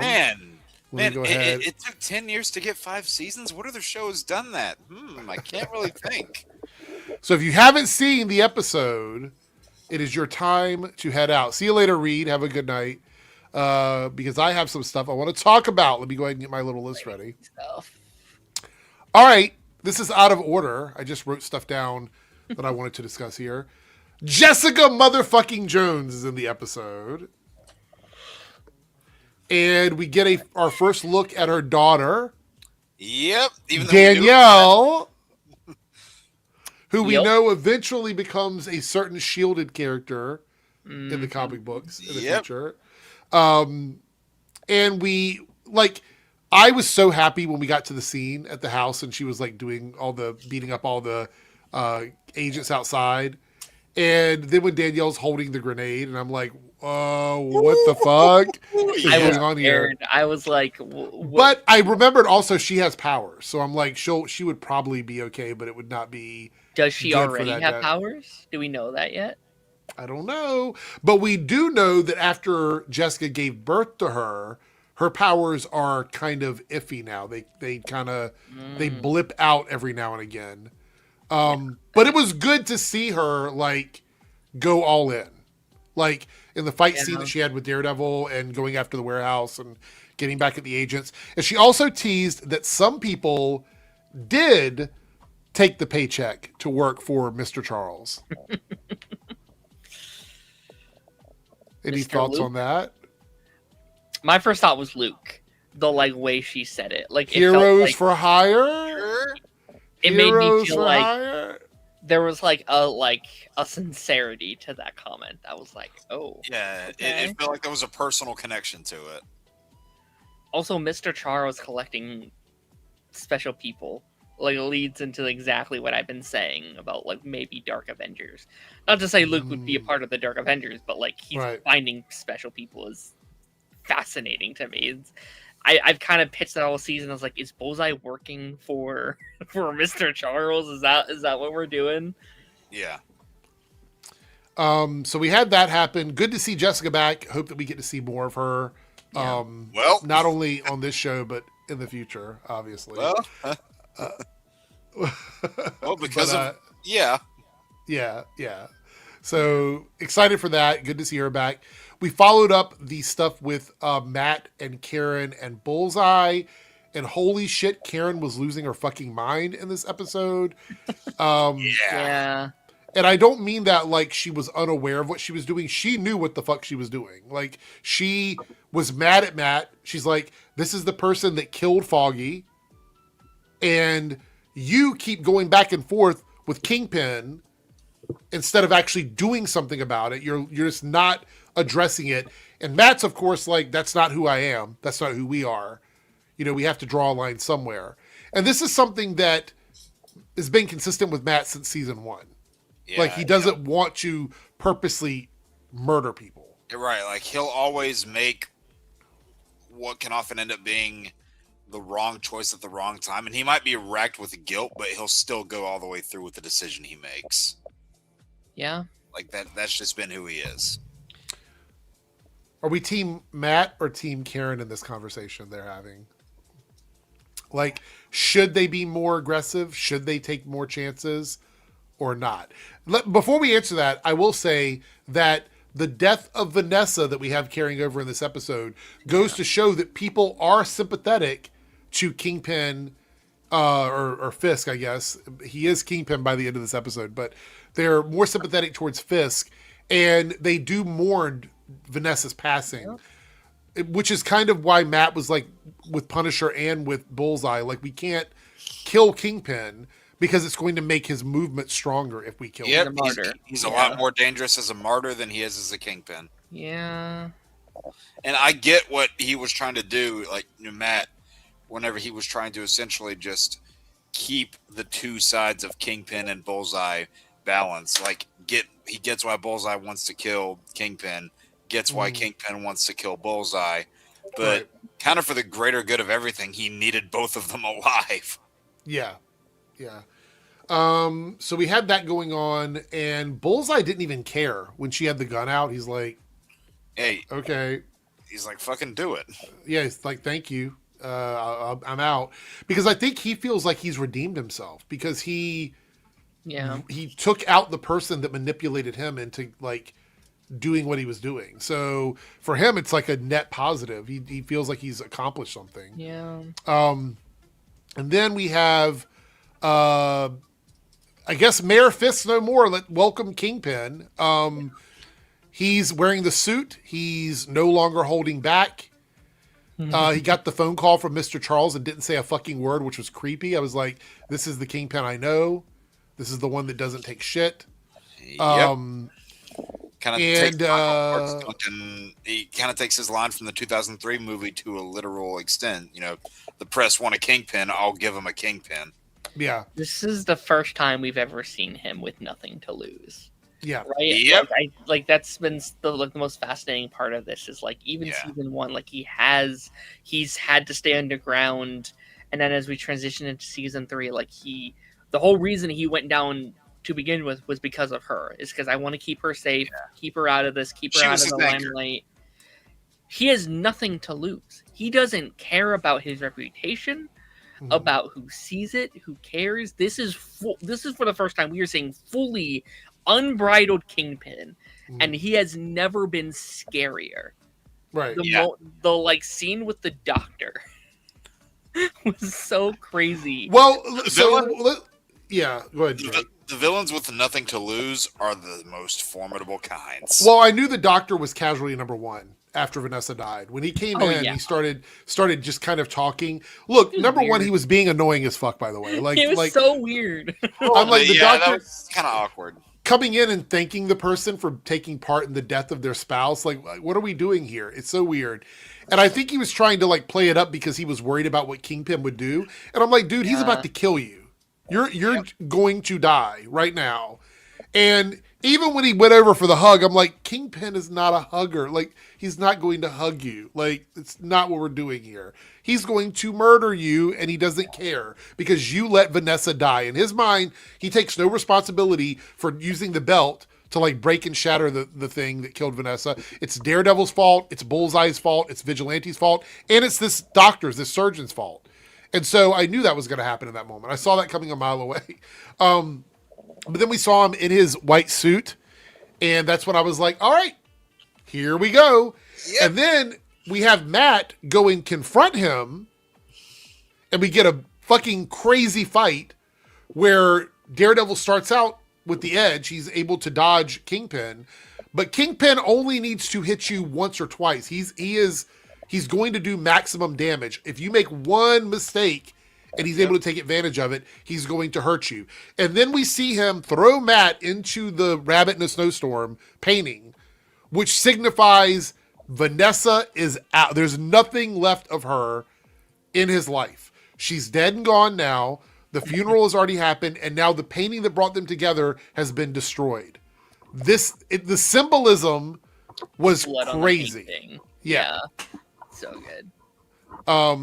I thought that was great. Plus, it's cool to watch the black paint sort of come off the suit throughout the season, as we've been watching, going from the Shadowlands to like the OG suit. I keep seeing people complain about that. I don't know why. I think it's great. It's fantastic. Yeah. I think it's symbolic as well. It's once again pulling away the paint to get to to get back to what it was. And we also had they really started showing that during the episodes where Matt goes to church and leans into his faith more, comes out of the shadows more. That's when they started doing that whole thing with the paint. So it really lines up. We also had, oddly enough, I can't remember.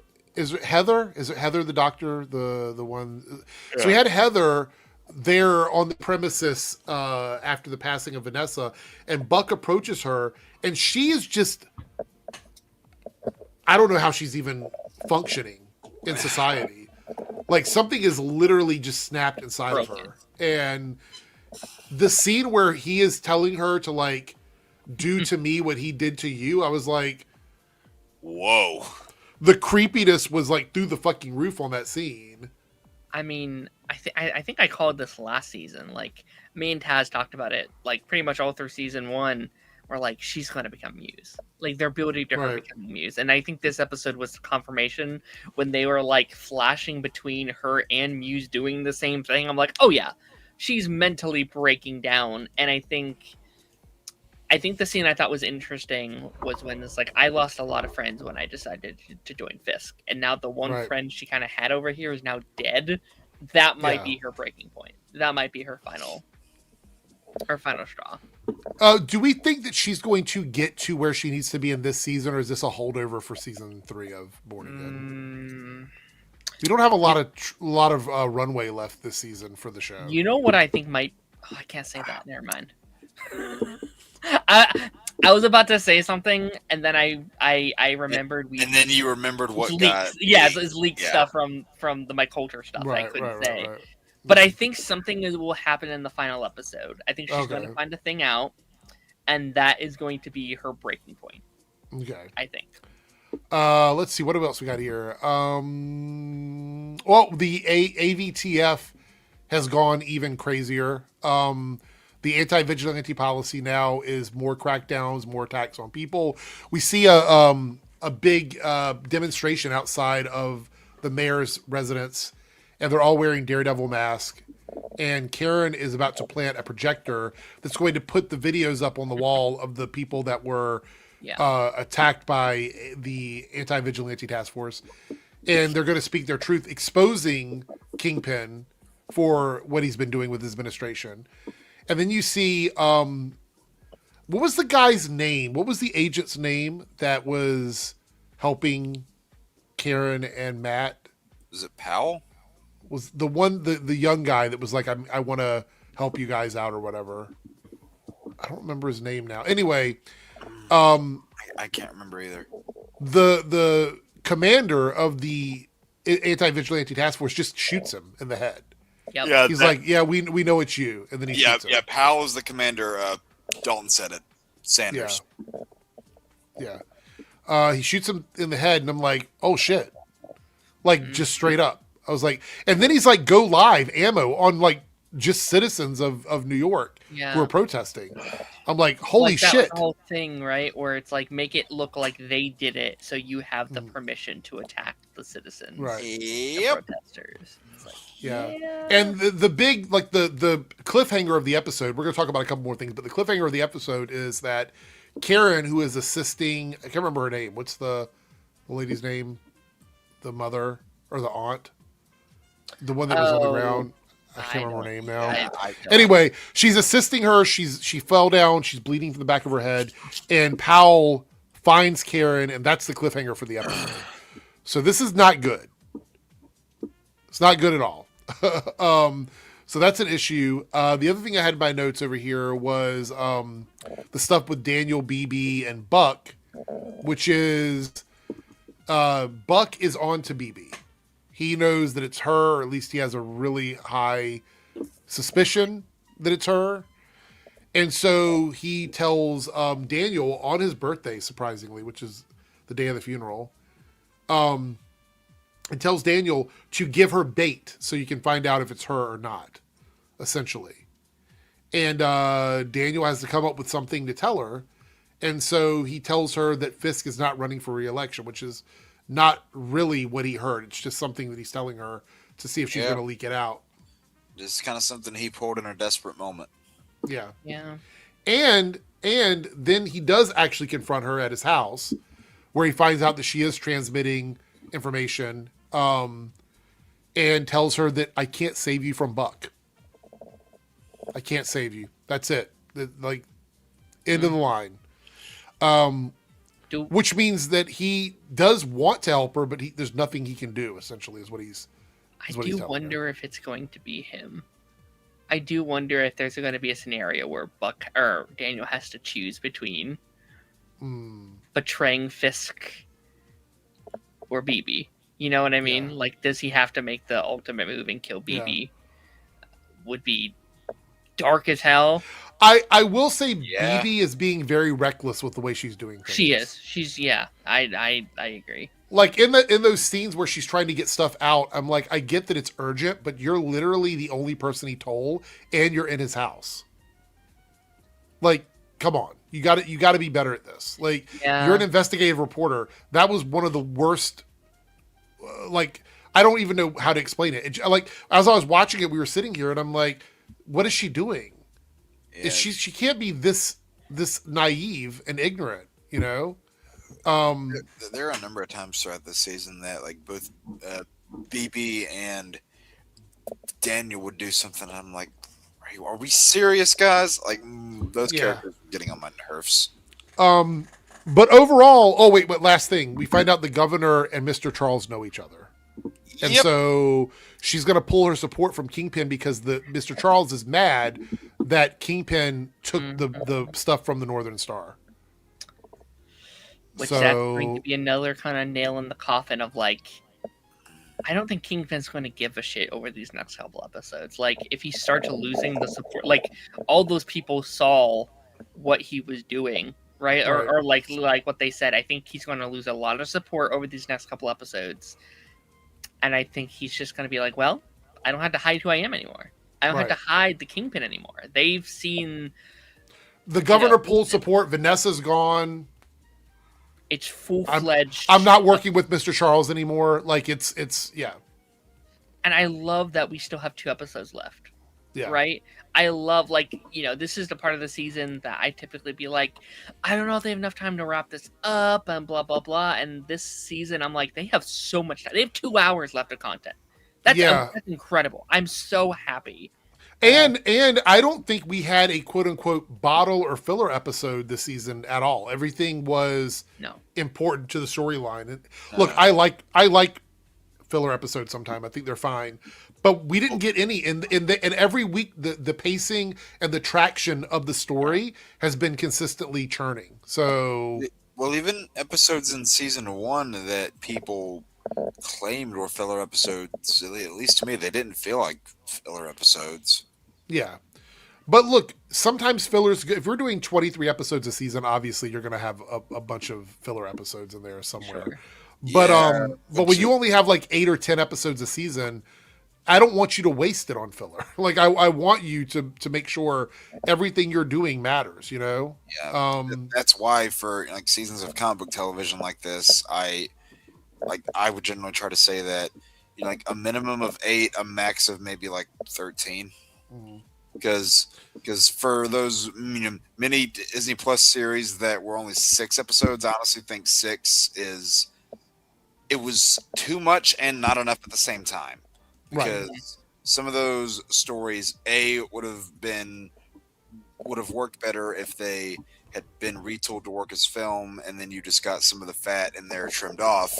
But a big problem that a lot of them faced is that they dragged out their storylines through it and then tried to, just what's the word I'm looking for? Hobble it all together by the end, and you could really tell that. Yeah, go ahead, Darren.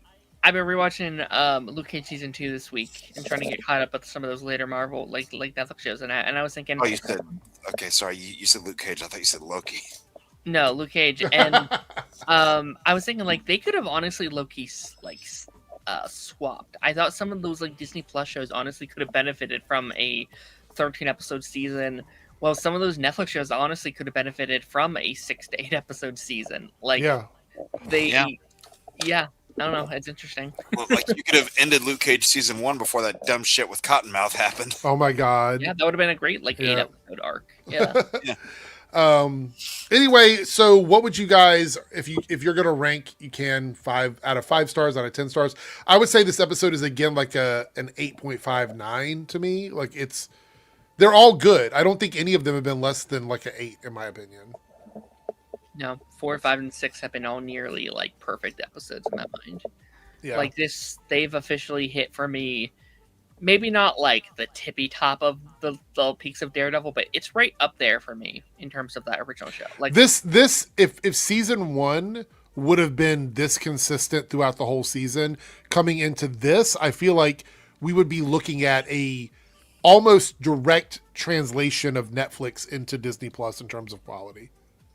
If they could drop the ball, I don't know. Like, these last 2 episodes may suck. I don't know. I haven't seen them. But if they stick the landing, this will be my favorite live action Disney Plus season. Almost everyone I've talked to that has seen the season say they don't. They actually do a good job of wrapping up the season. So I've heard nothing but great things. Yeah. Same. All right. With that being said, we're going to pull down the banner for Daredevil Born Again spoilers, and this is where we are going to wrap up the stream. I want to thank everybody in the chat for being here, everybody that super chatted on both the Debunks and the Reloaded channel. Thank you guys so much. I do appreciate it, and thank you for participating in our poll for the evening. With that being said, I will be live tomorrow with my solo Copecast in the afternoon, so look for me over on my Debunks channel. If you guys want to join me, we'll be reacting to a couple videos over there. But that's enough about me. Let's go clockwise and see what these guys have going on. So, Darren, what's up with you? You can find me, Darren Sanctuary. Got a pipeline coming out, what'd you say, Wednesday? No, it's Tuesday. Thursday, I got an episode with Lance. If you're a fan of The Pit, we talked about The Pit season 2. What? An episode with Lance? Oh, my God. Okay. Yeah, go check that out. And after the credits on Monday, we stream every Monday. We're talking Daredevil, Darth Maul, Invincible, The Boys, all those shows. So. By the way, Maul, 2 thumbs up too. I'm really enjoying that as well. So, yeah. What about you, Jake? What do you got going on this week? So as for this week, again, going to a little bit of a weird spot with some life changes that I'm getting through, but doing my best to work through kind of a checklist of videos to kind of clear my summer for like a Batman Legacy of the Dark Knight. 2 retro reviews, like I said, a number of Batman and Spider-Man related videos, and I heard you guys talking about like scripts and stuff before you guys came in. Some of these videos do have scripts in them, but they're ones that I write with a narrative read-along style, so the scripts make sense. You'll understand what that means when those come out. And it's essentially just like a big list of stuff I'm working my way through. So I will try to get as much out as I can in this week. Okay. All right. With that being said, we are out of here. Thank you guys so much for joining us for another Nerdcast. We'll be back on Thursday. If you want to catch me tomorrow, again, the Copecast will be mid-afternoon tomorrow. And that's it. Take care. We'll see everyone later. Bye. Hey there. If you're seeing this, that means we have reached the end of the stream. Thanks so much for your continued support with comments, likes, subscriptions, super stickers, and super chats. I just want to give a special shout out to all of the channel members who have contributed to the success of this channel with paid tiers. On the screen, you will see your name displayed as a signal of appreciation from myself and the channel. If you would like to see your name on this list, consider selecting a tier with the join or plus button depending on your platform. Thanks again, everyone. Let's hang out soon in the next stream, and I'll see you then.